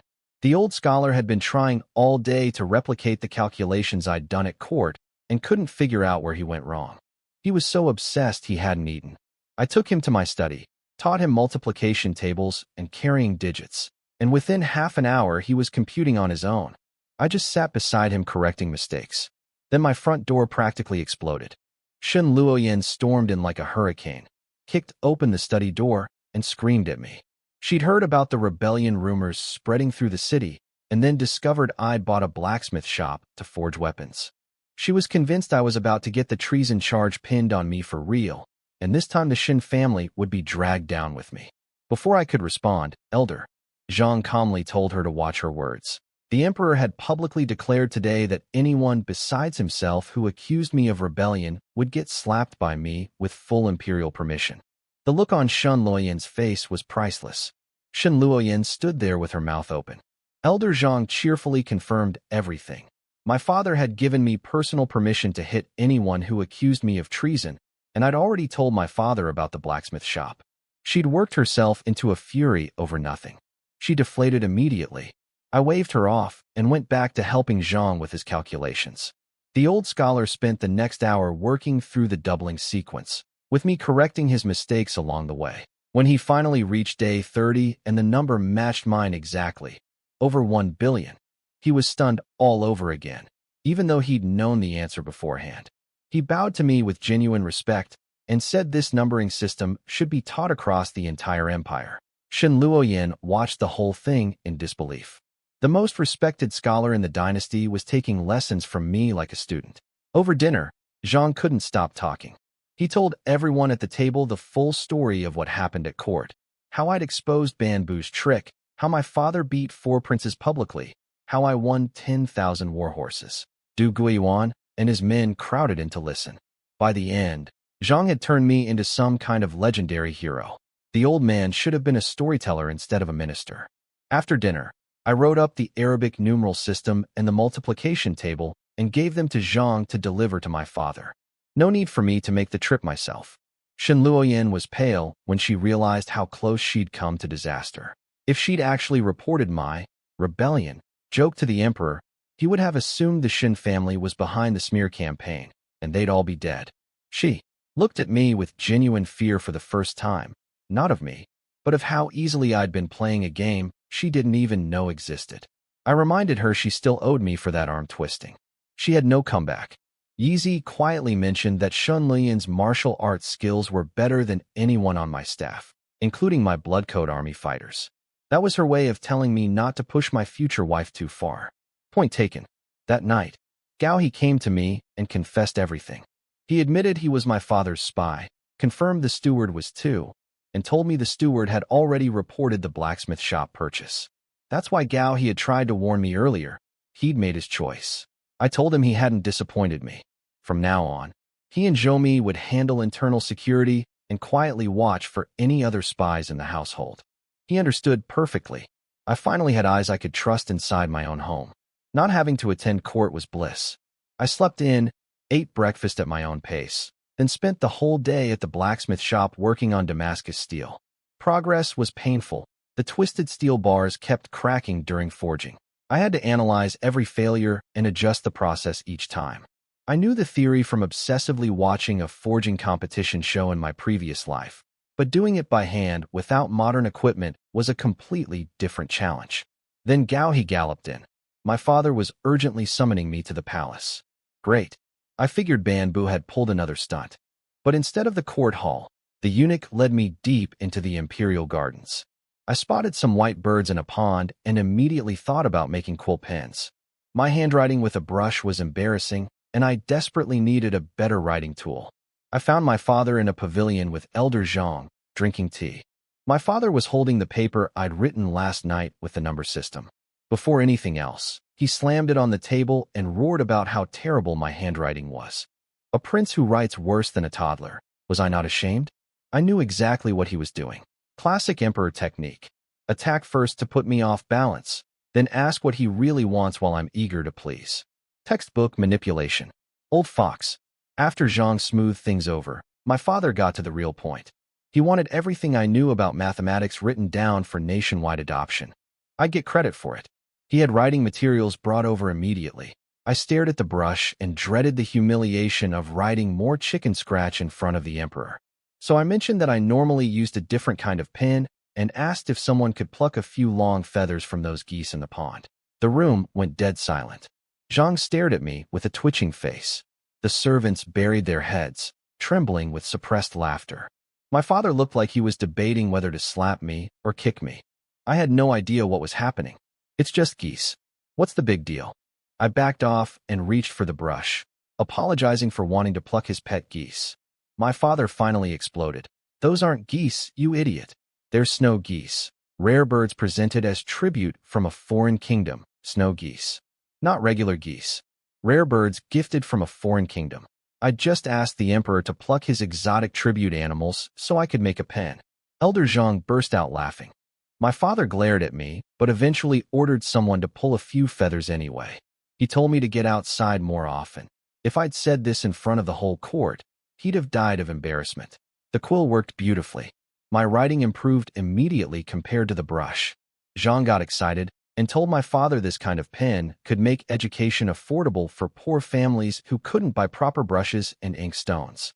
My father dismissed it as a trivial trick, but I could tell he was secretly pleased his forgotten son kept producing useful things. I wrote down everything I could remember: exponents, functions, higher equations, with notes explaining each concept. I told my father I didn't fully understand it all myself, so nobody would expect me to be a walking encyclopedia. In truth, what I wrote would keep their scholars busy for years. When my father asked why I'd thought of using feathers as pens, I played the sympathy card. I said my brushes used to break or go missing in my old quarters, and I never dared ask for replacements. One day, I picked up a fallen feather and tried writing with it. My father went quiet for a long time, then sighed and said he'd neglected me. But that was it. No gifts, no compensation, not even lunch. My attempt at milking pity completely failed. Zhang took the math papers and rushed off to have his scholars study them. My father sent me to escort Zhang out without so much as a meal. I grumbled the whole way. Walking out, I asked Zhang how the grain negotiations ended. He said we'd give the North 300 million Dan in exchange for the 10,000 horses and the return of our territory. I pointed out that the horses and territory were already ours from the bets, so essentially we'd given away 300 million Dan for free. Zhang sighed and explained the political reality. We weren't strong enough to fight, and getting those concessions on paper was already a miracle. He was right. I couldn't change it. I needed to focus on getting to the border and building real power. When my carriage approached home, I saw a crowd gathered outside my gate. My heart jumped. Had someone come to cause trouble? I pushed through the crowd and froze. Standing at my door was Bamboo. Bamboo was standing outside my gate. The old schemer had come with just one bodyguard, knowing full well nobody would dare touch an official envoy. Du Guiyuan and his bloodcoat brothers were staring at Bamboo with murderous fury. This was the strategist whose tricks had destroyed their unit 5 years ago. But they couldn't lay a finger on him. Gao tried to stop me from letting him in, warning it could be another trap. I waved everyone aside. My father already knew Bamboo was a snake. He wouldn't fall for any more frame jobs. Inside, Bamboo got straight to business. He'd lost 3 bets to me and wanted one more match before leaving tomorrow. He pulled out a math problem. 100 horses eat 100 bundles of grass per day. Big horses eat 3 bundles each. Medium horses eat 2. And 2 foals share 1 bundle. How many of each type are there? I glanced at it and immediately saw the trap. 3 unknowns. Only 2 equations, meaning multiple valid answers. Bamboo was planning to reject whatever single answer I gave and claim I was wrong because I'd missed the other solutions. Classic trick. I handed the paper back and told my steward to show him out. Bamboo tried the, "Are you scared?" approach. I told him the problem was too easy to bother with, and besides, he had nothing worth betting. He'd already welched on previous bets that hadn't been delivered yet. What could he possibly offer? He searched his pockets and found nothing. I told him the only valuable thing on him was his head, but I couldn't take the head of a foreign envoy. He asked what it would take to make me accept the challenge. I thought about what Bamboo actually had that was worth betting. His delegation had over 300 people and 600 horses. One person, 2 horses each. Those had to be quality animals. I told him I'd bet for all 600 horses. My stake? My head again. Bamboo agreed eagerly. He was confident I'd fail this time. The problem looked simple but had multiple solutions. 3 unknowns with only 2 equations. He expected me to find one answer and miss the rest. Then he'd declare me wrong. Yeezy drafted the contract but hesitated to hand it over, begging me to reconsider. Everyone urged caution. I signed it without blinking and pressed my thumbprint. Bamboo signed his side, grinning. Then he got greedy. He asked to add Shen Luoyan as an extra stake. I refused immediately. I told him I'd never use a woman as a gambling chip, no matter how confident I was. It wasn't about courage, it was about principle. He pointed at Yeezy instead. I refused again. She was my sister-in-law, not property. Bamboo settled for 10,000 silver taels as an additional stake. I agreed, but added my own condition. If I won, he had to slap himself twice in public and perform the formal student-to-teacher bow to me. That would be the ultimate humiliation. The great northern strategist publicly admitting he'd learned everything from our dynasty. He hesitated, so I raised the pressure further. I offered to limit myself to 1 incense stick's worth of time. If I couldn't solve the problem before it burned out, I'd lose automatically. Bamboo's eyes lit up. He was certain 1 stick of incense wasn't enough to find all the answers. He agreed happily, but I added one more rule. While I solved the problem, he had to write down his own answers on separate paper. I didn't trust his integrity. He'd already tried to deny losing once before, and I wasn't going to give him room to change his answers after seeing mine. His face reddened, but he agreed. The incense was lit. The incense was lit. Bamboo hid in a corner writing his answers while his guard watched for peepers. I pulled out my quill pen and started working. I set up the equation, 3 unknowns, 2 constraints, and solved it systematically, substituting values from 1 to 20. Within minutes, I had 6 valid answers. The incense stick was barely half burned. I announced I was done. Bamboo was shocked at the speed, but grinned confidently, certain I'd only found one solution. He revealed his paper with a triumphant laugh. For answers. My household panicked. They assumed 4 was more than whatever I had, so I must have lost. Little Xian Sheng dropped to her knees crying, saying she'd die with me. Du Guiyuan and his men surrounded me with drawn weapons, ready to fight. Gao He pulled his sword. I stood up and told everyone to calm down. Nobody said I'd lost. Bamboo sneered and called me a sore loser. I'd written 6 answers to his 4, which obviously meant I'd made mistakes. His guard mocked me too. I told the guard that fools don't get to speak. Then I told Bamboo to actually verify my answers before celebrating.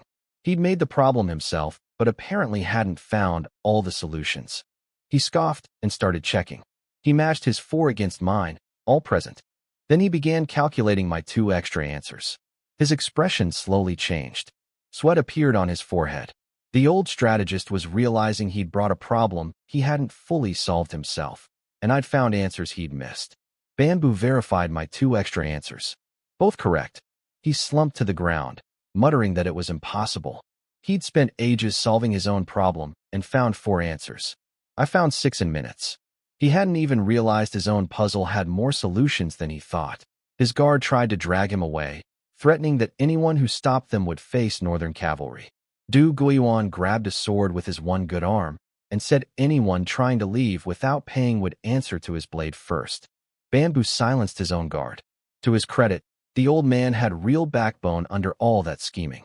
He said northern men honored their bets and wouldn't let their nation become a laughingstock. He took a deep breath, raised both hands, and slapped himself hard across the face, once on each cheek. The sound echoed through the courtyard. Then he dropped to his knees before me and knocked his head on the ground 3 times. The full student-to-master ceremony. Everyone watched in stunned silence. the great strategist of the northern kingdom, kneeling at the feet of the useless prince. I studied him as he knelt. This man could swallow humiliation like water and still function. That made him far more dangerous than someone who'd rage and lose control. If we ever fought a real war, he'd be a formidable enemy. I told him to remember. Every time he saw me in the future, he owed me the same bow. He stood, jaw clenched, and left without another word. His guard shot murderous looks at everyone. Outside, the guard asked if they really had to hand over 600 horses. Banbu said they had no choice. If they broke this bet, the dynasty would never trust them to deliver the 10,000 horses or return the territory. They'd lose everything over 600 animals. He'd find a way to make us pay later. I sent Gao He and every available servant to go collect our new horses. 600 northern-bred mounts. Even their worst animals were better than most of ours. This was a fortune on 4 legs, and I'd won it all with a quill pen and some algebra. While I was raiding the northern envoy stables, chaos was unfolding across the city. My steward had panicked and sent word to the palace that I'd lost a bet with Banbu and was about to die. My father was in the middle of visiting his favorite consort when the news hit. He threw on his clothes and rushed out, ordering his carriage to my mansion. Then a city patrol guard caught up with a completely different report. I wasn't dying. I was storming the envoy's guest house to take their horses. My father was thoroughly confused. One minute his son was supposedly dead, the next he was robbing foreign diplomats. Meanwhile, the consort had already sent word to the third prince to start scheming against me. Everyone assumed I was finished. They were all wrong. At the guest house, the staff tried to stop me, begging that they'd lose their heads if I caused an incident. I told them to get out of my way and ordered my people to take every horse in the stables. Didn't matter whose they were. We'd sort it out later. When the city patrol arrived and tried to call it robbery, I slapped the signed betting contract into the officer's hands. He read it, went pale, and quietly ordered his men to help us lead the horses away. Banbu sat in his room refusing to watch. He'd ordered his own people not to interfere. To his credit, even in defeat, he upheld the bet. But the northern soldiers stood there grinding their teeth, watching 600 of their horses disappear into the night. I mounted one of the tall northern stallions, waved at the guest house, and called out that I wouldn't be seeing Banbu off tomorrow. He stormed outside, still seething. Then I twisted the knife. I smiled and asked if he wanted to bet one more time. I had a great problem for him. His eyes lit up with rage, and he accepted. Then I asked what he had left to wager. His clothes? The man had literally nothing left to bet. He realized I'd baited him just to humiliate him one more time. The blood rushed to his head. He tried to hold it down, failed, and vomited a spray of blood right there in the courtyard. For bets. For losses. A public kneeling ceremony. 600 horses gone. And now coughing blood in front of his own delegation. The great northern strategist had met someone who played dirtier than he did. I rode home on my new horse, feeling pretty good about the evening. Banbu's constitution wasn't as tough as his poker face. One little taunt, and he coughed up blood. I almost felt bad. Almost. We were leading the horses away when a long line of torches appeared, my father's imperial escort.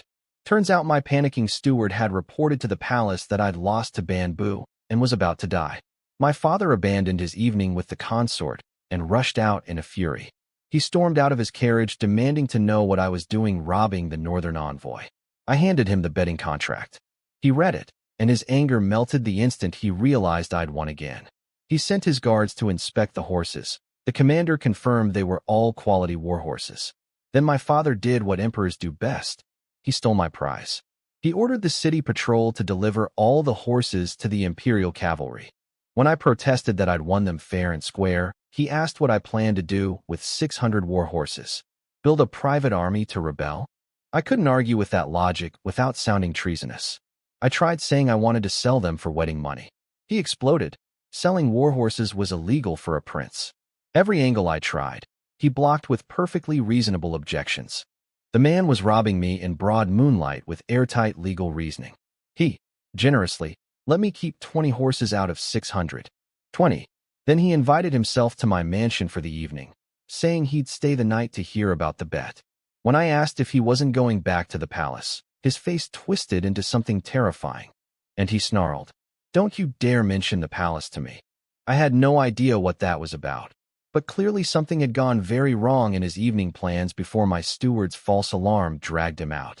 Whatever it was, my father was taking it out on me and my horses.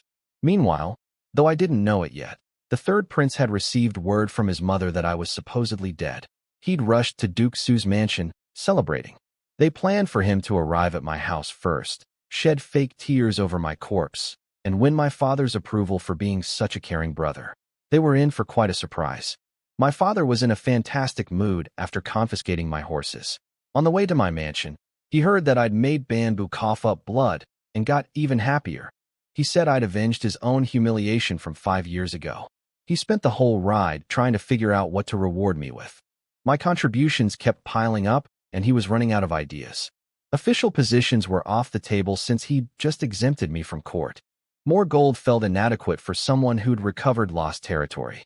At my gate, he complained that my lanterns looked cheap and ordered me to replace them with something more impressive. Inside, he noticed the steward, the spy who'd falsely reported my death and ruined his evening, and clearly wanted to kick him across the room. I could tell the steward's days in my household were numbered. My father wanted to hear the full story of the bet, so I suggested dinner first since I hadn't eaten.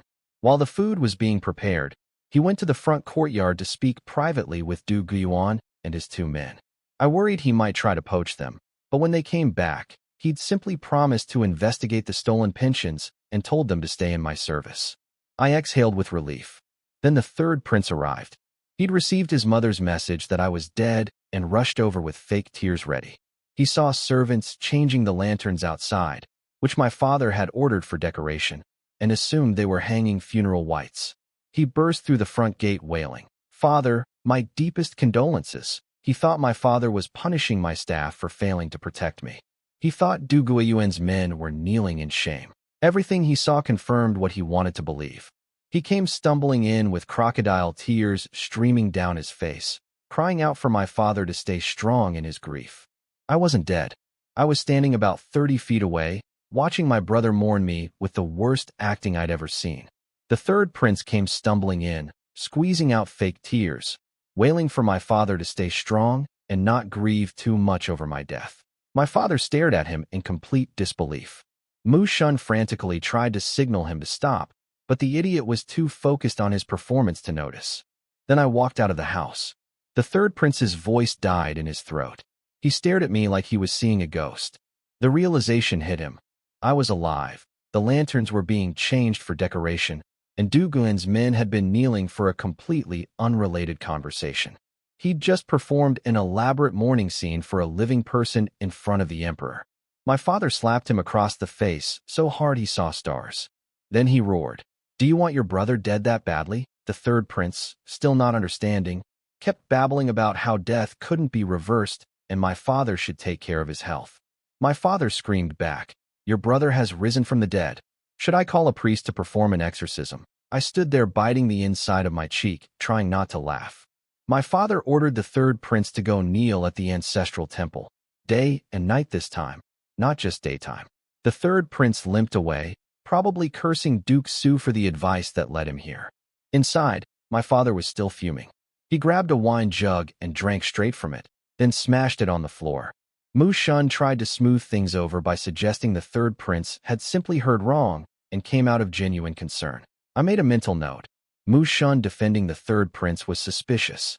Whose side was this eunuch really on?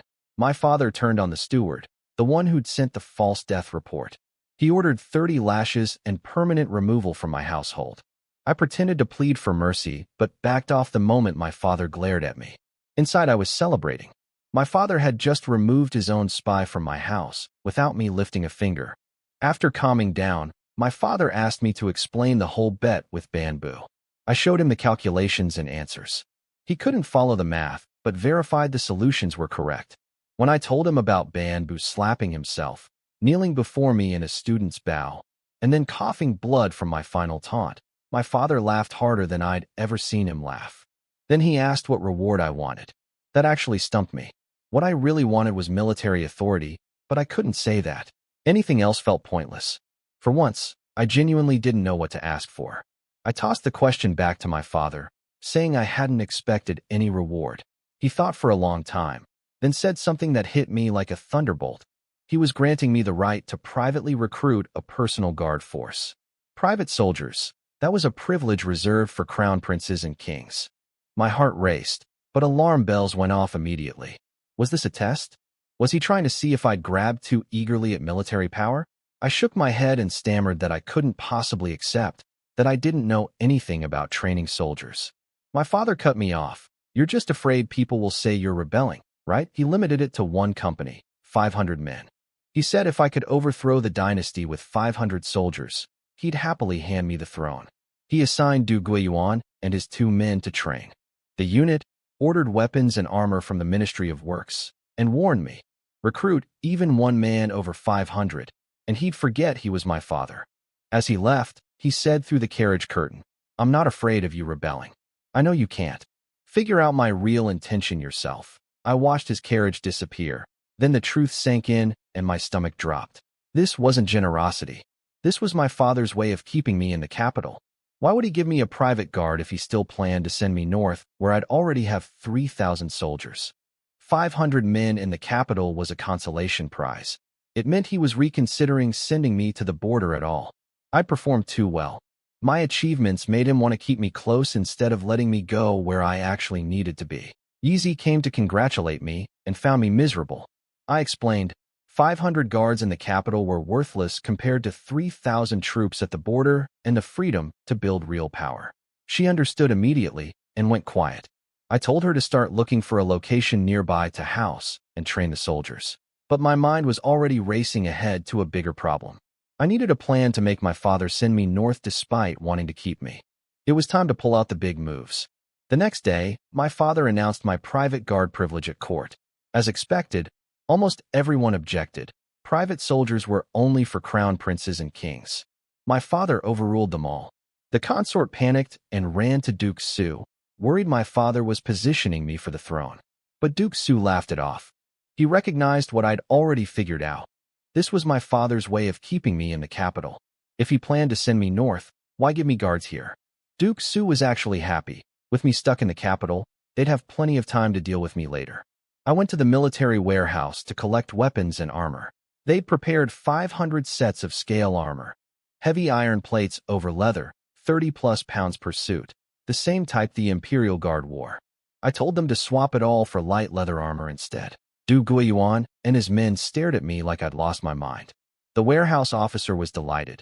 He was giving away cheaper goods. On the way back, I explained my thinking. Northern cavalry were terrifying precisely because they moved fast and struck where nobody expected. Their soldiers wore light armor because speed mattered more than protection. If I loaded my men down with heavy scale armor, they'd be slow and exhausted before any real fight began. Light armor meant mobility. Du Guiyuan suggested training with heavy armor first, then switching to light armor at the border for an advantage. Reasonable idea, but I shook my head. These would be raw recruits. We didn't have time for graduated training. I needed soldiers who could fight quickly, not men who spent months getting used to extra weight before learning anything useful. Speed training was the only option. I told them to recruit 497 men within 3 days, not 500.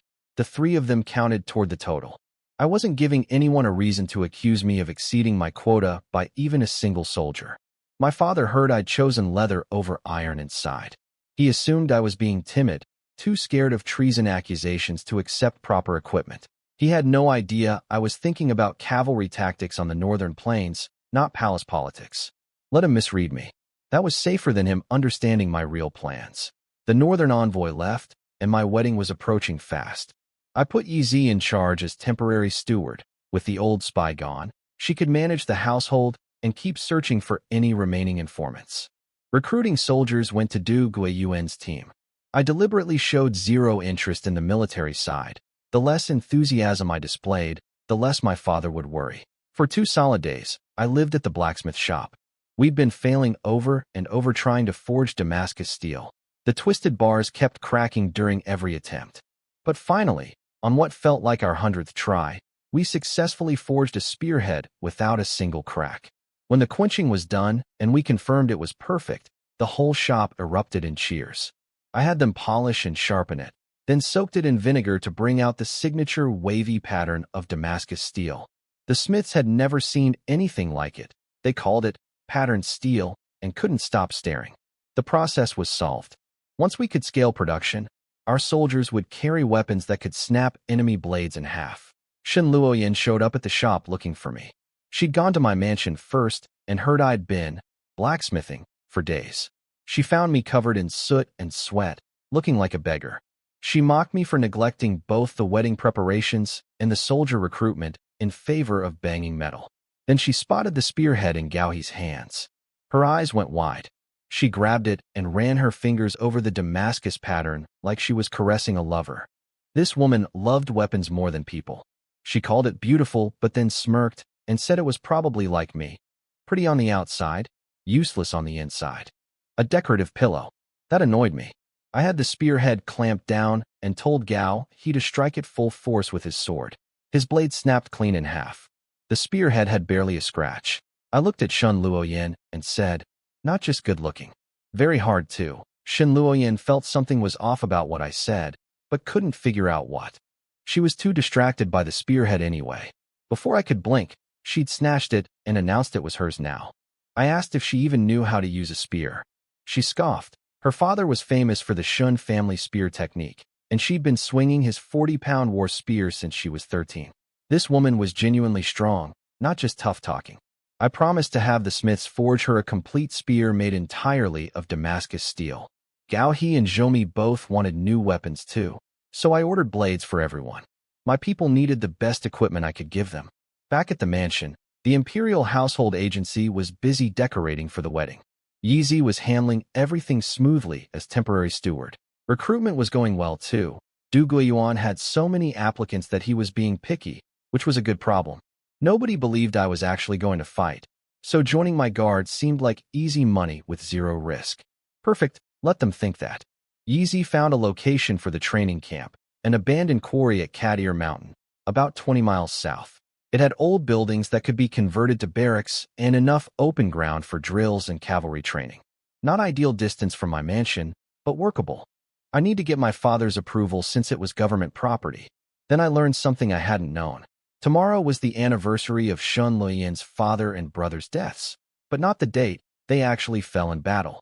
Yizi explained quietly that after they died fighting, the Northern King was so enraged by their attack on his capital that he ordered cavalry to trample their bodies into nothing. There were no remains to bury. The family could only bury empty clothes. So they marked the Memorial Day as when those clothes were laid to rest. I felt a stab of guilt for not knowing. These men had given everything, and even in death, they'd been desecrated.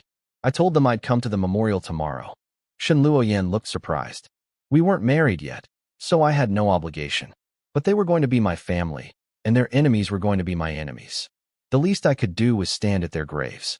Someday, when I reached the north with an army, I'd settle this debt properly. That night, Shen Luoyin went to Yizi's room with suspicions.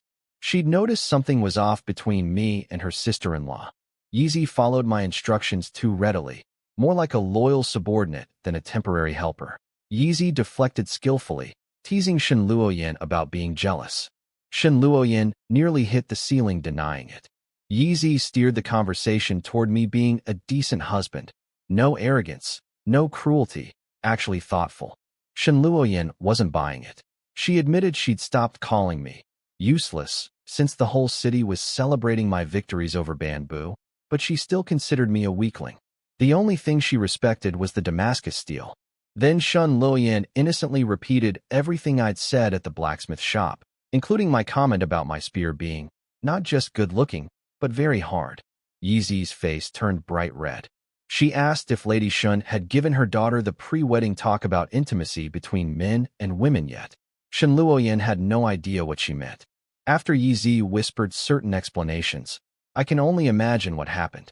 Because the next morning when I arrived at the Shun estate for the memorial, Shen Luoyin looked at me with eyes that clearly wanted to carve me into pieces. She'd finally understood what I meant at the blacksmith shop. Some things can't be unheard. I pretended not to notice and focused on the task at hand. Lady Shen offered me a carriage, saying my riding was too poor. Her attitude had softened considerably since my victories, though she still thought I was an idiot in many ways. I declined the carriage and said I needed to practice riding since I was heading to the northern border soon. Then I casually added, loud enough for everyone around to hear, that my father had issued an official decree sending me north, and an emperor's word couldn't be taken back. Lady Shen nearly slapped me. She thought I was being dangerously stupid, broadcasting the existence of that decree when my father clearly wanted to keep me in the capital. But that was exactly my plan. My big move was to make the whole city talk about how the emperor had publicly ordered me to the border. Once enough people knew, my father would lose face if he reversed it. I was using public opinion to force his hand. Yeezy rode in the carriage looking queasy. She'd figured out what I was doing, deliberately spreading the word to pressure my father. Playing with fire, she thought. She wasn't wrong. But staying in the capital was a death sentence for my ambitions. I needed the north, and I'd burn a few bridges to get there. We rode out to Big Point Mountain where the Shun family's empty graves stood, father and two sons, side by side, the sons slightly behind, as if following their father into one last battle. No bodies inside, just clothes. The northern king had their remains trampled into nothing after they died. Lady Shin knelt before her husband's grave, silently speaking to him. The whole family burned incense. When it was my turn, Lady Shin stopped me from kneeling. She said since Shin Luoyan and I weren't married yet, a bow was enough. I wasn't sure if she was being respectful or if she still didn't accept me as family. I stood before General Shun's tombstone, held my incense, and declared loudly that I was heading north soon and would take northern heads to avenge him, even if it cost my life. Lady Shin looked like she wanted to strangle me. I was doing it again, broadcasting my northern border plans to anyone within earshot. As I bowed for the first time and started my second bow, an arrow came screaming out of the tree line straight at me. Everything happened in a flash. Gao He and Zhou Mi shouted warnings and dove toward me. But Shin Luoyan was faster. She yanked me behind her with one hand and caught the arrow out of the air with the other. Caught it. A flying arrow. With her bare hand. My jaw dropped. I'd been told she was skilled, but this was on another level entirely. In my old world, people joked about catching bullets. She'd basically done the ancient equivalent. Lady Shin charged into the forest like a woman half her age, faster than my trained guards. Even the eldest daughter-in-law followed. The Shun family servants fanned out searching for more assassins. Every single one of them moved like trained fighters. This entire household was a martial arts clan. No wonder Shin Luoyan looked down on me. They couldn't catch the assassin. The terrain was too dense. But they found signs of someone lying in wait. The attacker had known I'd be here today. Lady Shin examined the arrow. It was standard military issue from our own army. That pointed towards someone inside the dynasty, not a foreign agent. Yeezy said it meant there was likely a spy in my household who'd leaked my schedule. Lady Shin scolded her for saying it openly, but we were all thinking the same thing. I sent Gao He racing to the palace with the arrow to report the assassination attempt to my father. Whoever ordered this had just made a serious mistake. Using a government arrow was sloppy, and my father would take an attempt on his son's life very personally. As for Shun Luoyan, I told her she was amazing and asked her to teach me martial arts. She scoffed and said I wasn't the type. But I was dead serious. This world's martial arts were far more powerful than I'd imagined. I was heading to a battlefield. Even basic skills could save my life. And that woman who just caught an arrow for me? I was going to make sure she fought by my side with the finest Damascus steel spear I could build. My father summoned the third prince first. The idiot walked in and immediately blurted out that the assassination had nothing to do with him, before my father even asked a question. Basically confessed without being accused. My father pounced on that instantly. The third prince panicked and threw the eunuch who'd tipped him off under the carriage, saying the messenger had told him about the attack. My father's eyes went cold. He was furious that palace staff were leaking information. The third prince swore on his life he wasn't involved and begged for a confrontation with the messenger to prove it. My father let him go but warned him. If any connection was found, there'd be no mercy. Then Mu Shun came in with a theory. He reminded my father that Banbu had received a letter by arrow the night before the banquet, and this arrow could be the same one. If Banbu had kept that arrow and used it for the assassination, it would simultaneously kill me and frame my brothers, creating chaos inside our court. My father thought it through and agreed it was plausible. He sent word telling me the assassin was likely one of Banbu's people left behind, and not to overthink it. At home, I considered the theory. It wasn't impossible. Banbu definitely wanted me dead, and he could have easily left 1 or 2 men hidden in the city when his delegation departed.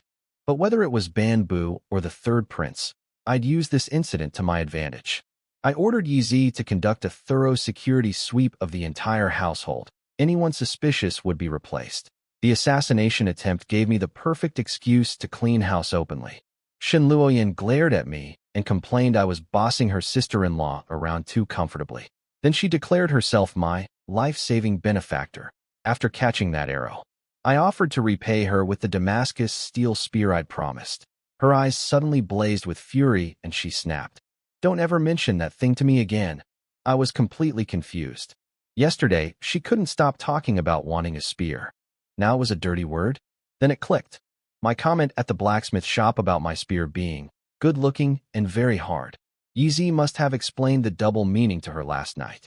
She'd spent the whole day wanting to murder me over an innuendo I hadn't even meant. Well, maybe I'd half meant it. I grinned and asked if she figured it out herself or if someone told her. She called me shameless. I told her I wasn't shameless. I had plenty of teeth, and they were very white. She looked ready to punch me through the wall. That night, I designed Shin Lian's Damascus steel spear personally. I also considered redesigning weapons for my soldiers. The standard issue wasn't suited for light cavalry, but decided to save those ideas for the border. Too much innovation in the capital would attract unwanted attention. The next morning, I dropped off the spear design at the blacksmith shop and headed toward Cat Ear Mountain to check on the training grounds. But something on the street caught my eye. 2 wealthy-looking young men carrying wooden Rubik's cubes. I nearly fell off my horse. Someone had already manufactured and was selling Rubik's cubes. It had only been days since I introduced the thing at the banquet. Who was this fast? I tracked them to a shop called Pina Pavilion on West Street. The place was mobbed. Rich customers were fighting to buy cubes. 20 silver taels for a basic 3-layer cube, 100 taels for the 16-square version I'd mentioned. Outrageous prices for carved wood blocks. And they were selling out instantly. Then the shopkeeper announced they were taking pre-orders with half payment up front. I was genuinely impressed. This merchant understood that once cubes became common, copycat products would flood the market and crash the price. By locking in pre-orders now at full price, they'd profit even if the market collapsed later. Brilliant business strategy. I waited until the crowd thinned, then walked in. I told the shopkeeper I wanted to meet the owner. He said his boss was busy and had a bad temper. He stepped forward and announced I was the 6th prince. The shopkeeper nearly collapsed onto his knees. I told him to skip the formalities and take me to his boss. Whoever this person was, they'd taken my invention, manufactured it without permission, and was raking in money. At minimum, I wanted to know who had this kind of speed, connections, and business sense. Someone with access to court information had heard about the Rubik's Cube and turned it into a product within days. The shopkeeper nervously agreed to lead me there, warning that his boss had a terrible temper and might even turn away a prince. Now I was really curious. The shopkeeper led me to a large courtyard buzzing with activity. Workers sawing wood, carving pieces, assembling cubes. A miniature factory. In the middle of it all sat the fattest man I'd ever seen, easily 260 pounds, wearing dust-covered silk clothes while fiddling with a half-finished cube. Zhou recognized him immediately. Zhang Su, Elder Zhang's grandson. Apparently famous for being a complete failure, his grandfather was so ashamed of him that the old scholar refused to acknowledge him publicly. Zhang Su's grandson, a wastrel? Looking at the operation he'd built in just a few days, manufacturing, pricing strategy, pre-order system, this man was anything but useless. He was a natural businessman. He already knew I was coming. Before I even entered, he shouted loud enough for me to hear that anyone who mentioned the 6th prince would lose a month's wages. When his servant came back saying he wasn't home, I walked in anyway. The moment he saw me, he slammed an unfinished cube on the ground and yelled about smelling dog droppings. He nearly drew his sword. Zhang Su shot back that he never said I was the dog droppings. Was he implying that about his own master? Quick tongue on this one. I asked why he hated me so much when we'd never met. He said it was my fault he'd been kicked out of his grandfather's house. That caught me off guard. How was that my problem? I pointed out that the cubes were my creation. He claimed they were Banbu's invention and his product was called Mo Fong. with a different character, mold cube, not magic cube, the audacity. He even argued there was no copyright issue. I threatened to bring Elder Zhang over. He shrugged. His grandfather had already disowned him, so what was the old man going to do? Disown him twice. This man had zero fear, zero shame, and an extremely sharp mind hiding behind layers of fat and attitude.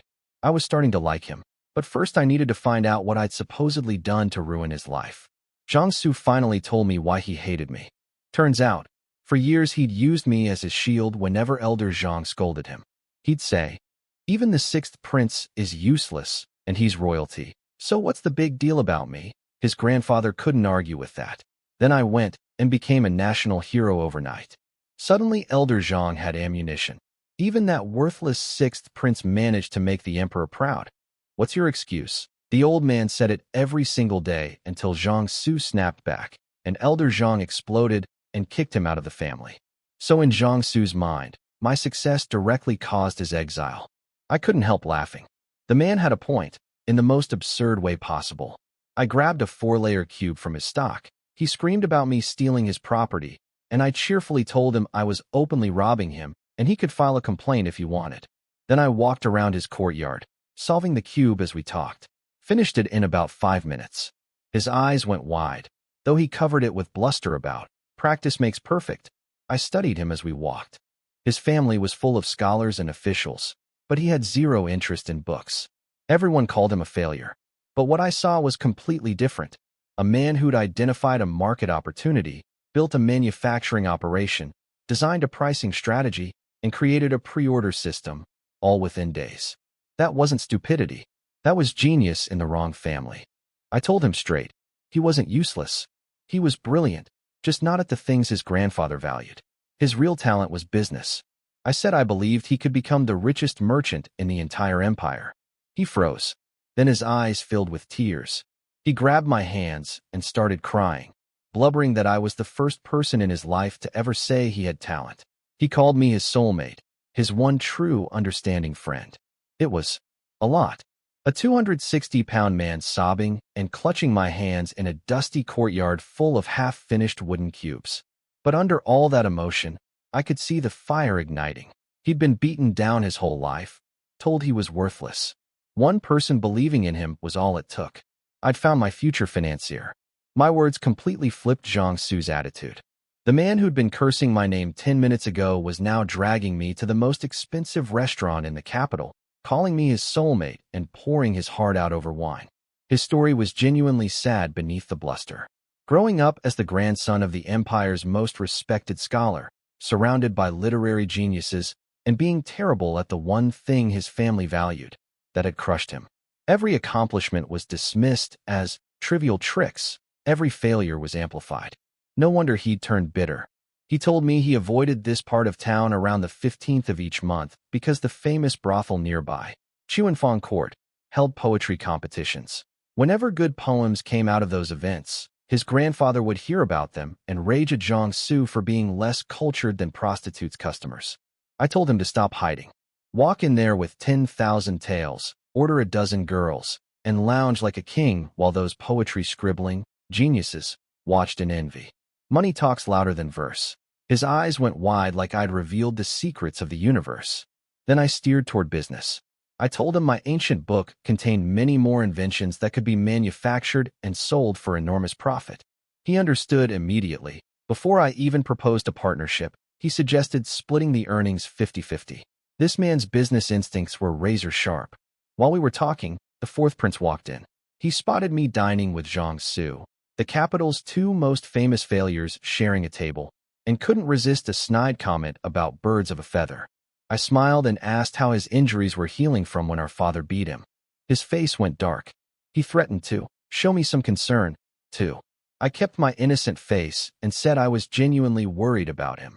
In fact, my ancient book described a special healing ointment called chili oil that worked wonders on bruises. I offered to make him a bottle. Chili oil. On fresh bruises. The fourth prince didn't know what chili peppers were, but he'd find out eventually.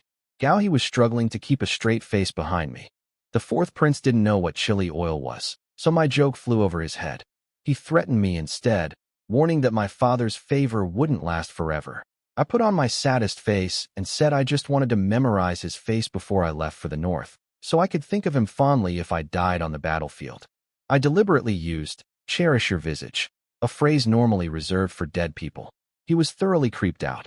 But more importantly, I steered the conversation exactly where I needed it. I mentioned, loudly enough for everyone nearby to hear, that my father had issued an imperial decree sending me north, and that decrees couldn't be reversed. I explained that the private guard he'd given me was clearly meant to serve as my escort to the border. The fourth prince paused. He hadn't considered that angle before. His friends started discussing it openly. The sixth prince was really heading north, into danger, where the northern kingdom would be hunting him. Within minutes, the entire restaurant was buzzing about it. Perfect. Another seed planted in public opinion. Every person who heard this would tell 3 more. Eventually, the whole capital would know about that decree, and my father would find it increasingly awkward to cancel it. Over the next 2 days, Jiangsu and I became an unlikely partnership. I taught him everything I could remember from my old world that was simple enough to manufacture. Kites, sliding puzzles, shuttlecocks, a version of football. Nothing threatening, just toys and games. Jiangsu was incredible with his hands. He'd take my rough concepts, improve the designs, and have production running the same day. We mass-produced each item and sold them fast, making good money before inevitable copycats appeared. "Eat your fill on the first bite," I told him. On the second evening, Jiangsu invited me to attend the poetry competition at Chuanfang Court, the famous brothel he'd been avoiding for years. He said I should go, observe the common people's lives, and understand their hardships. That was exactly the excuse I'd been planning to use myself. This man really was my spiritual brother. I coughed and agreed that as a prince, it was my duty to understand the people. Purely for research purposes, of course. We arrived at Chuanfang Court, and the madam practically threw herself at Jiangsu, clearly a regular customer. He slapped down 10,000 taels and demanded 10 girls for himself and 10 for me. I told him I was fine without, but he insisted tonight was about making everyone jealous. I gave a fake name, Lu, to keep my identity hidden. This was a research trip, strictly speaking.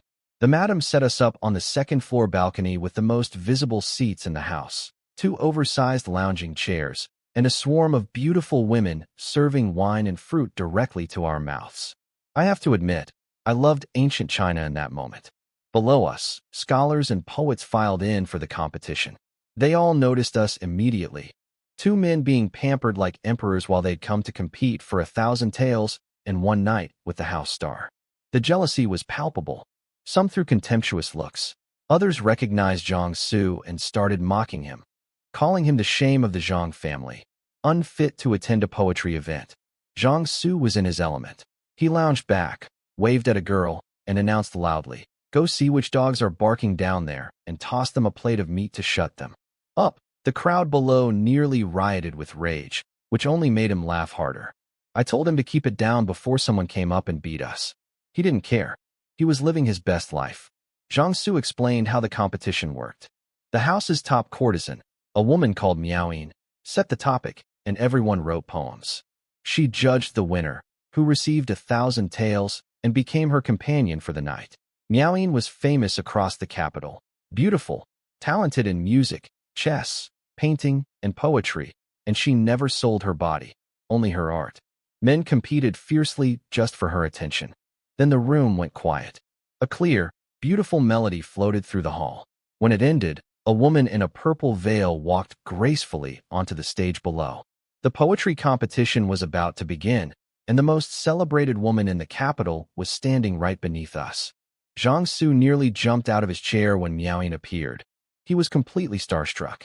She wore a purple veil, so nobody could actually see her face, but according to legend, she was devastatingly beautiful.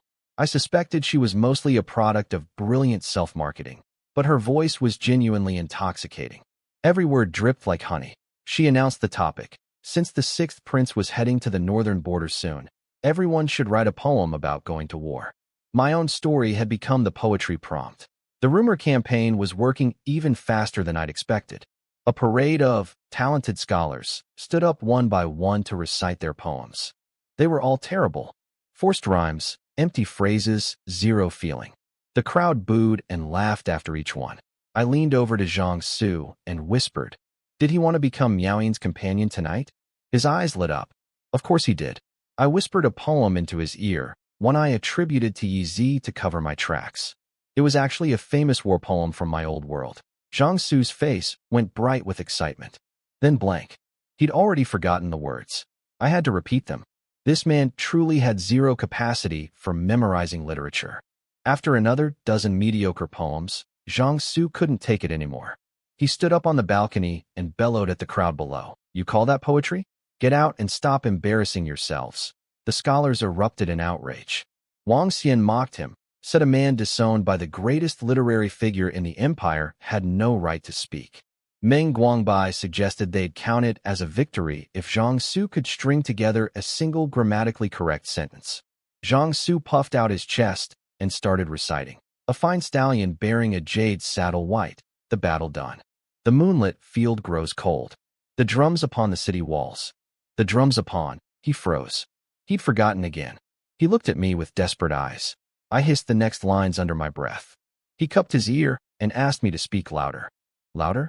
If I said it any louder, the whole building would know the poem wasn't his. This man was going to be the death of me. Everyone saw through Zhang Su immediately. A man reciting his own poem doesn't look around desperately for help halfway through. Meng Guangbai roared with laughter and called him a failure who couldn't even memorize stolen poetry. Zhang Su abandoned all pretense of dignity and fired back with language so crude the entire hall of refined scholars went speechless. When Meng Guangbai called him the shame of the Zhang family, Zhang Su bellowed that he'd sit on him and crush him to death. I nearly choked trying not to laugh. Miaoyin restored order with her silky voice. The competition continued. Wang Xian recited a decent war poem that earned applause. Then Meng Guangbai stood up with something genuinely good, ending with the line, "One frost-cold sword across 19 provinces." The crowd went wild. Even Miaoyin was nodding. Zhang Su begged me for another poem.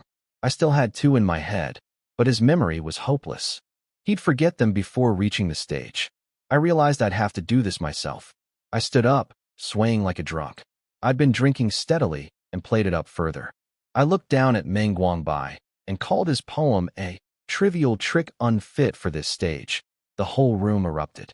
Who was this drunk nobody to insult tonight's best poem? Meng Guangbai sneered that anyone hanging around Zhang Su couldn't possibly have talent. The crowd howled with laughter.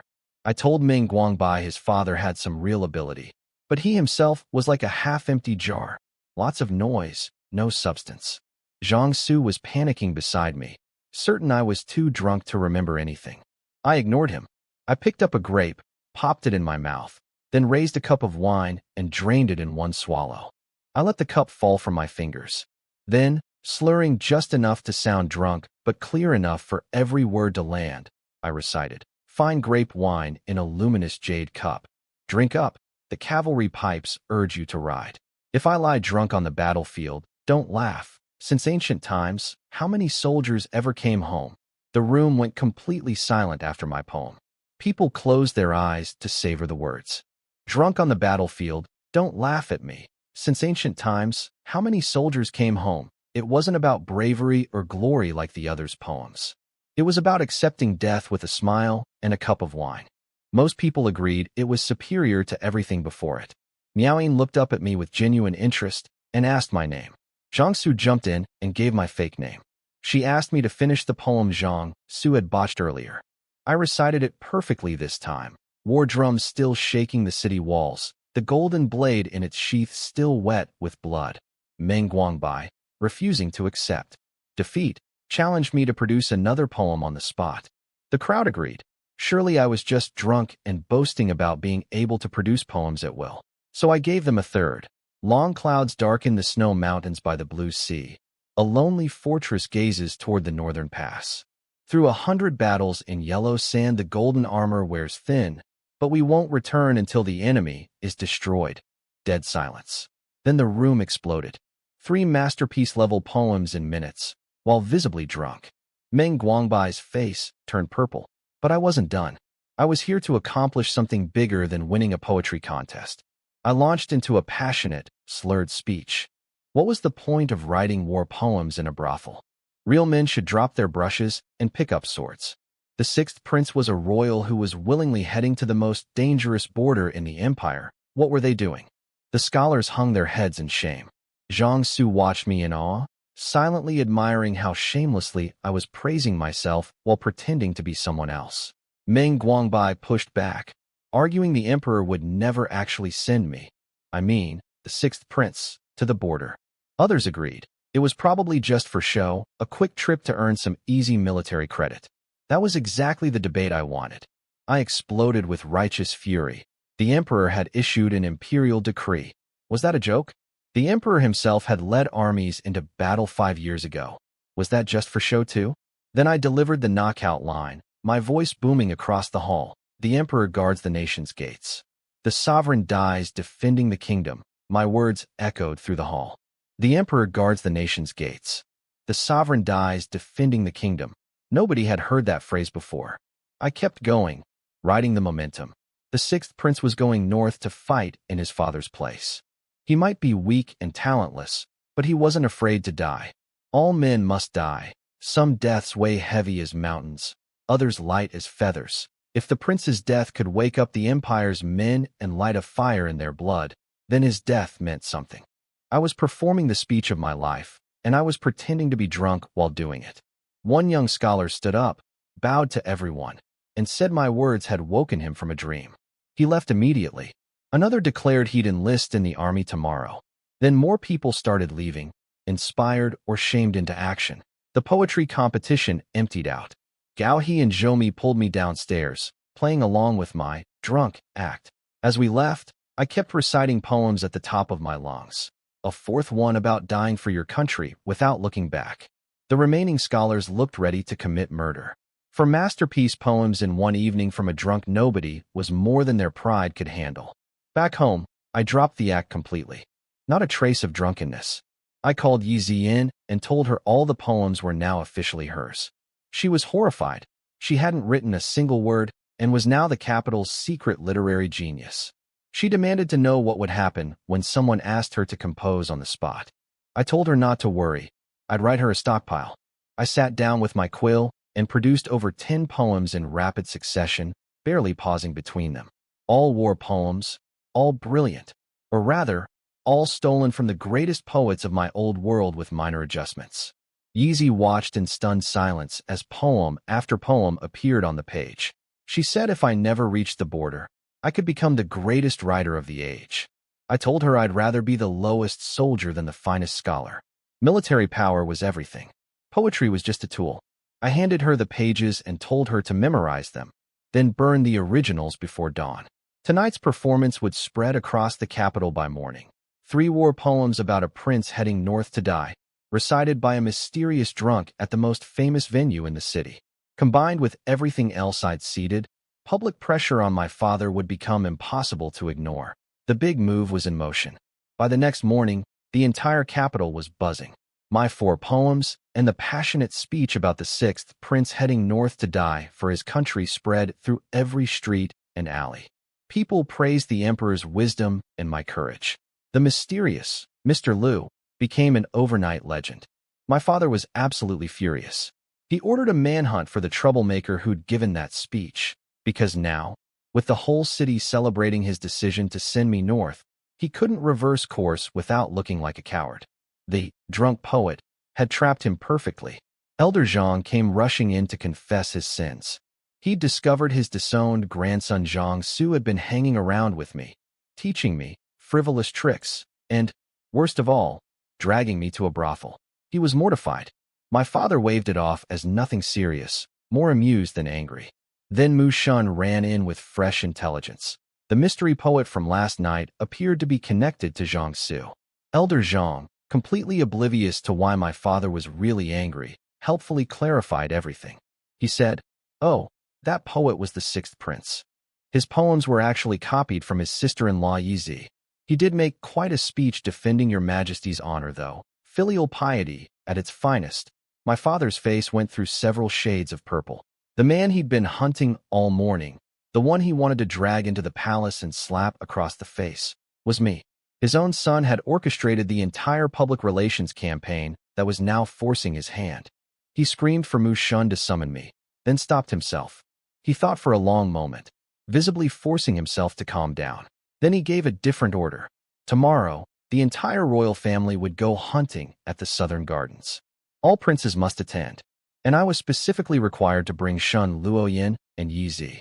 Elder Zhang kept trying to reassure him that I hadn't actually slept with any of the 10 courtesans Zhang Su had ordered. My father couldn't have cared less about the women.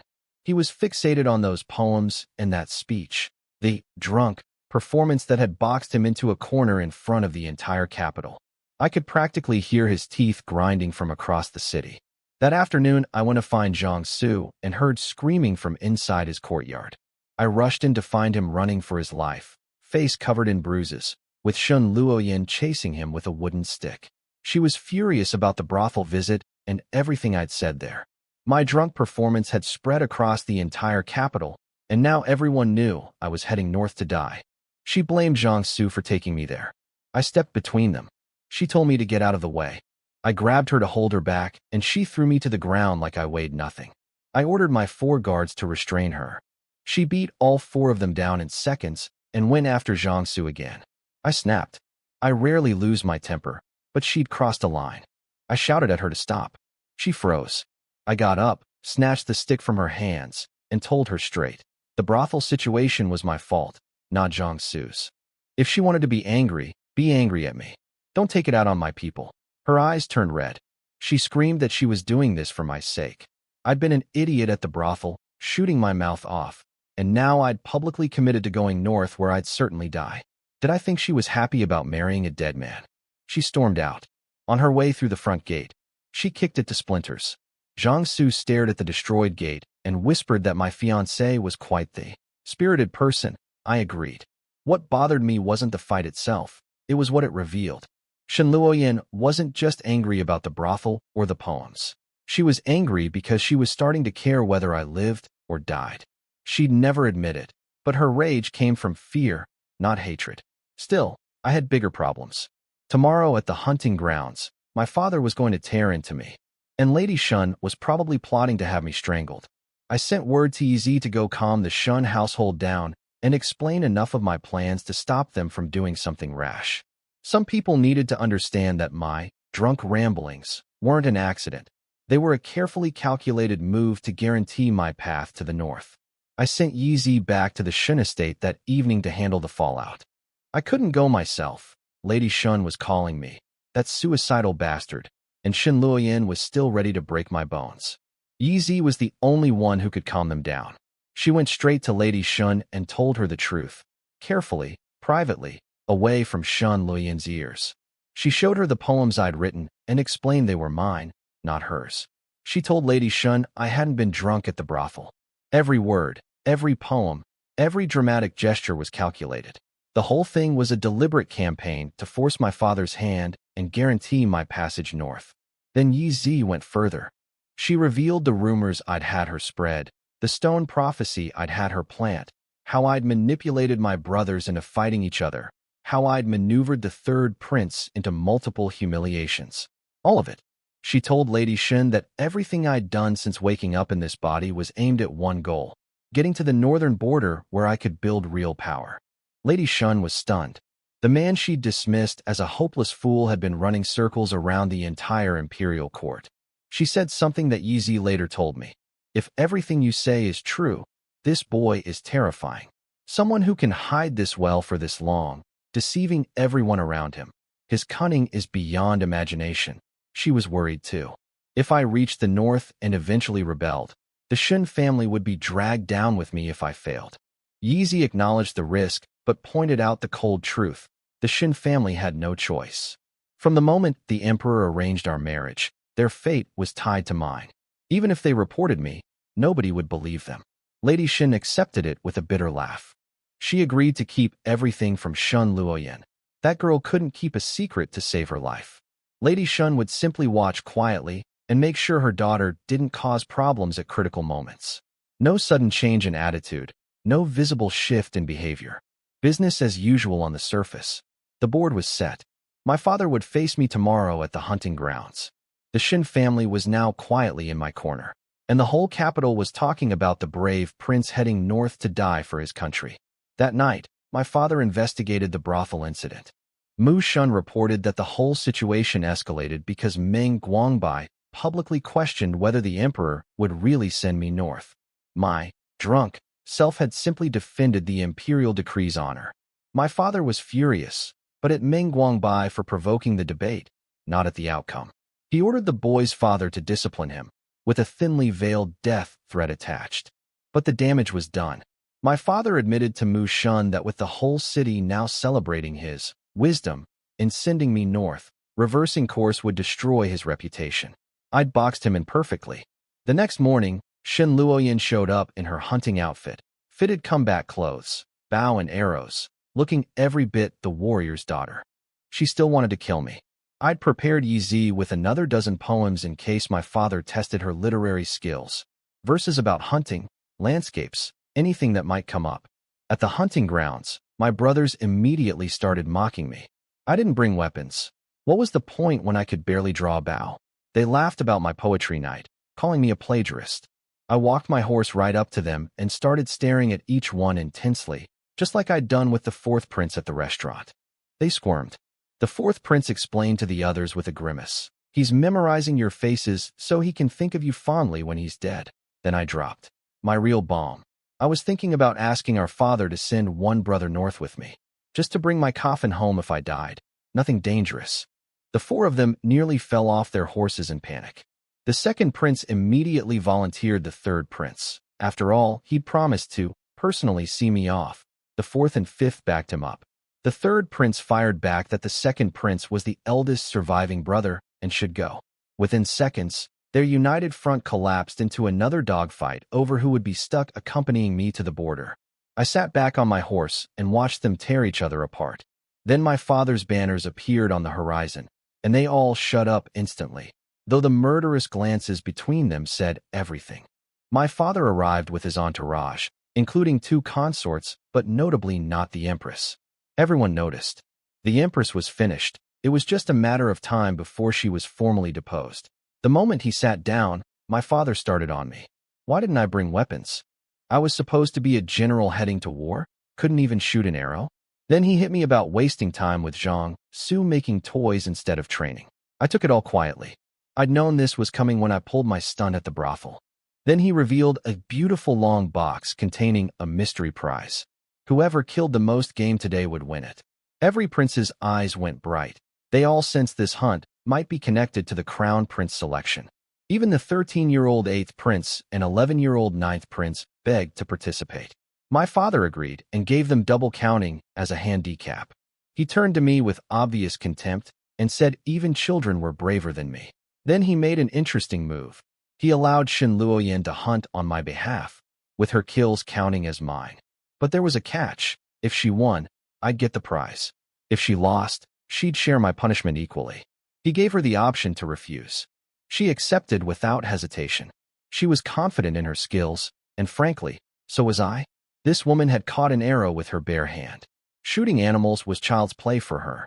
My father told me to go along as her assistant, carry her kills, pick up her arrows, make myself useful for once. I obeyed, but I'd already figured out his real game.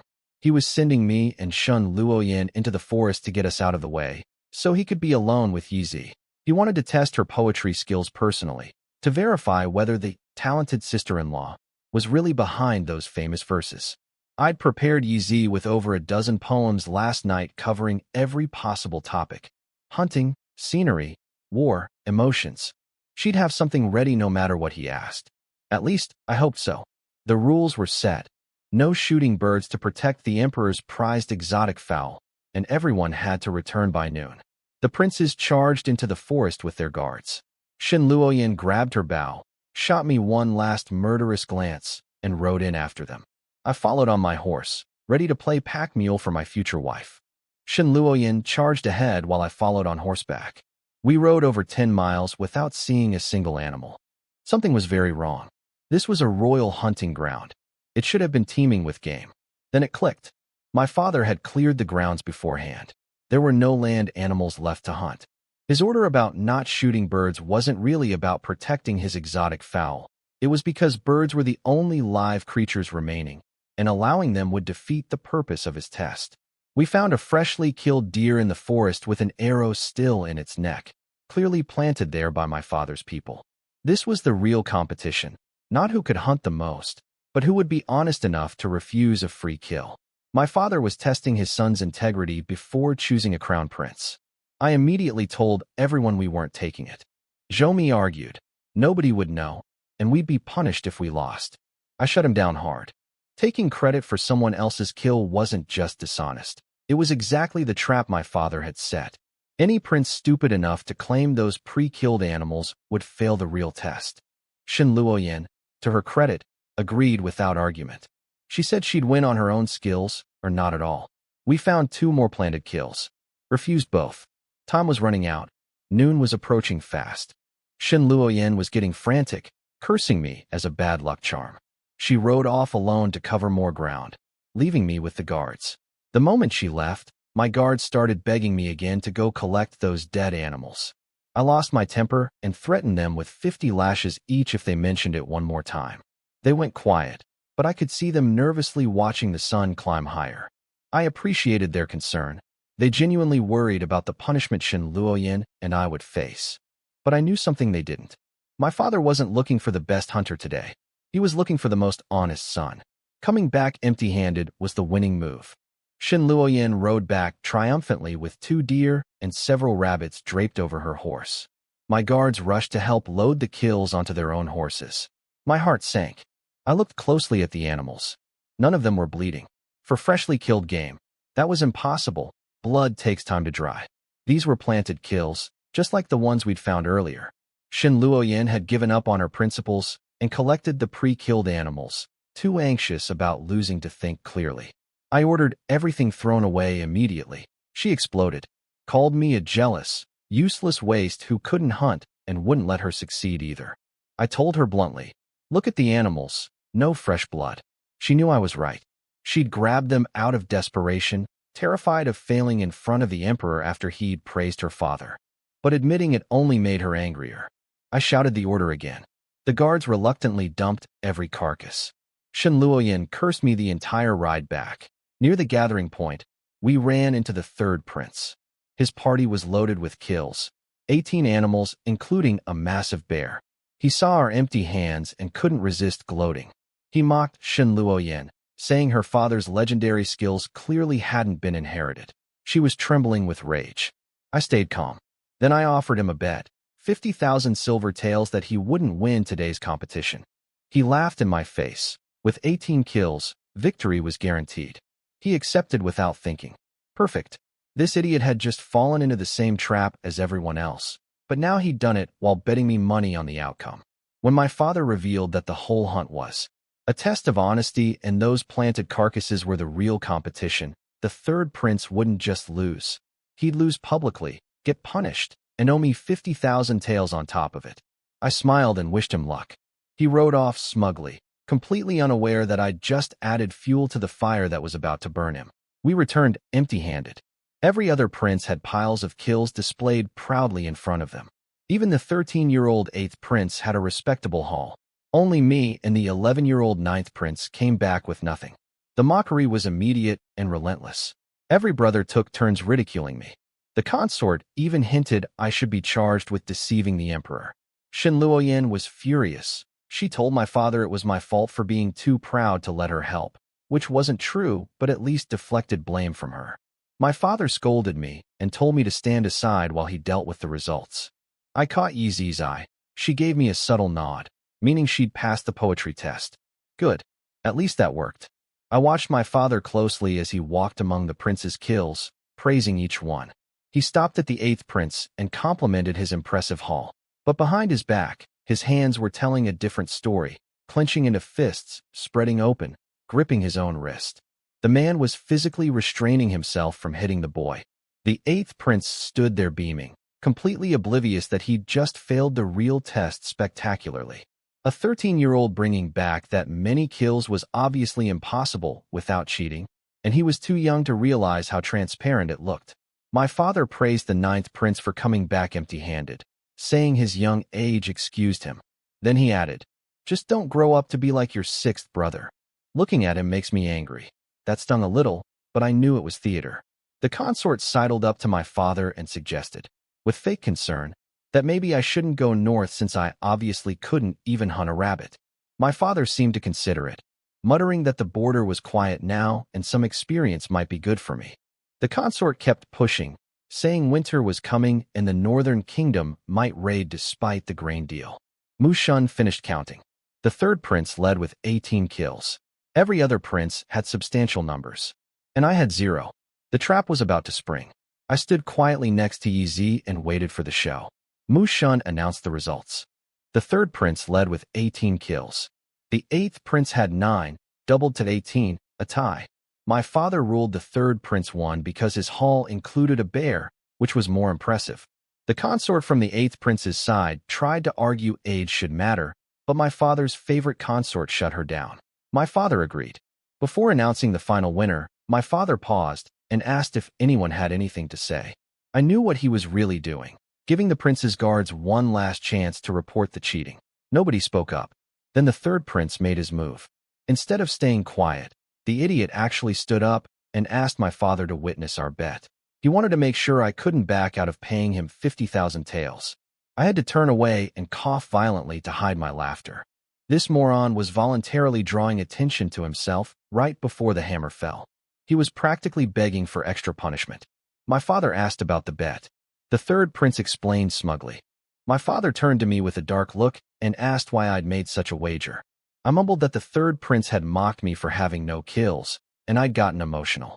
The third prince denied it and accused me of holding a grudge over the assassination attempt. My father asked if I had anything else to say. He was giving me the opening to expose the planted kills and blow the whole thing open. But I kept my mouth shut and shook my head. Let him think I was too timid to speak up. The moment I revealed I'd seen through his test, he'd start questioning what else I could see. Better to play dumb. Frustrated, my father declared the third prince the winner and had Mu Shun bring out the prize box. He told the third prince to open it in front of everyone. The third prince accepted the box with a perfect speech about how any gift from the emperor was a treasure. My father smiled and encouraged him to show his brothers what was inside. The third prince opened the lid with barely contained excitement. Then his face froze. His smile died. He stared into the box with wide, horrified eyes. I couldn't see what was inside yet, but watching his expression was already the best entertainment I'd had all week. The third prince opened the box. Inside was a thin yellow switch, the kind used to beat children. Everyone froze. The consort immediately demanded that Mu Shun investigate who'd swapped the treasure, but my father calmly announced the switch was exactly what he'd put inside. Then he dropped the hammer. He'd ordered the hunting grounds cleared of all animals 5 days ago. Every carcass they'd found today had been deliberately placed there this morning by his people. There were no live animals to hunt. Every single kill my brothers brought back was stolen from the planted piles. And the third prince's bear? Nobody had even placed a bear in the grounds. He'd brought his own. The color drained from every prince's face. They all dropped to their knees. Every one of them, except me and the 11-year-old ninth prince, had cheated. My father walked to the eighth prince first, a 13-year-old boy who'd somehow hunted 9 animals in a cleared forest. The boy started crying. Then my father turned his fury on all 5 cheating princes. He called my guards forward and asked whether I'd seen the planted kills. They confirmed I had, but that I'd refused to take them. They even covered for Shun Luoyin, saying we'd both agreed on principle not to claim animals we didn't kill ourselves. Shin Luoyin wanted to disappear into the ground. She knew the truth was more complicated, but at least the guards were loyal enough to protect her dignity. My father's voice shook with rage. Even the son you all call useless knows what integrity means. He has backbone. What do you have? He kicked all 5 princes to the ground, including the crying 8th prince. He turned on the consort for trying to help the 8th prince win, and on his favorite consort for trying to keep me from going north. Then he delivered the punishments. 50 lashes for every cheating prince's guards. The third prince's guards, every single one, were sentenced to death. No exceptions. The third prince had brought a bear that wasn't even part of the test. He hadn't just cheated. He'd come with a pre-planned scheme so elaborate it went beyond what the others had done. My father wasn't just angry. He was making an example. I stood quietly beside Yi Zi and Shun Luoyan, watching 5 princes grovel in the dirt. The bet with the 3rd prince was now certain to pay out. Not only had he lost the competition, he'd been publicly humiliated. Again, Shun Luoyan looked at me with completely different eyes. For the first time, I saw something there that wasn't contempt or anger. It might have been the beginning of respect. My father executed every one of the 3rd prince's guards on the spot. Their heads were piled up right there in the hunting grounds. The other prince's guards received 50 brutal lashes each. The soldiers beating them didn't dare hold back, with the emperor watching in a rage. Then my father grabbed the yellow switch from the prize box and personally whipped the 3rd prince, screaming between each strike. Where did the bear come from? Who helped him prepare it? Did he think his father was senile? The 3rd prince howled and begged while getting lashed over and over. Then my father called my name. I walked out. He told me to kneel. Are you serious? I had nothing to do with this. But when the emperor tells you to kneel, you kneel. He demanded to know why I hadn't reported the planted carcasses. I gave my prepared answer. I thought those animals had been wounded by other princes and wandered off to die. I genuinely believed they were someone else's kills, not planted evidence. He couldn't find a flaw in that logic. Then he hit me with the real question. Did I understand why he'd given me 500 private soldiers? I said yes. He wanted them to serve as my escort when I went north to the border. My father nearly had a stroke. He raised the switch, his face purple with fury. He screamed that he'd never intended to send me north. But after my performance at the brothel, the entire capital believed it was happening. He'd been backed into a corner.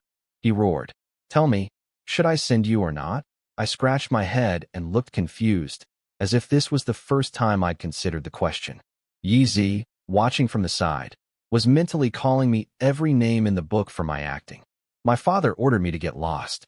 I stood up to leave, then stopped and innocently asked, "Father, does my bet with the 3rd prince still count?" The 3rd prince screamed inside.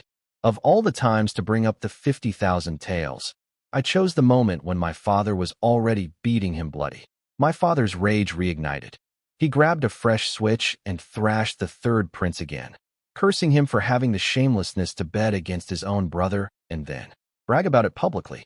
I bowed respectfully and led my group away while the sound of the switch cracking against the 3rd prince's back echoed across the hunting grounds. The consort stared daggers at me with enough hatred to melt steel, but she couldn't say a word. My only regret was not being able to stay and watch the rest of the show. But I'd accomplished everything I needed. My father had publicly admitted he was trapped by his own decree. The 5 cheating princes were disgraced, and the 3rd prince owed me 50,000 taels. Not bad for a man who brought 0 kills to a hunting competition.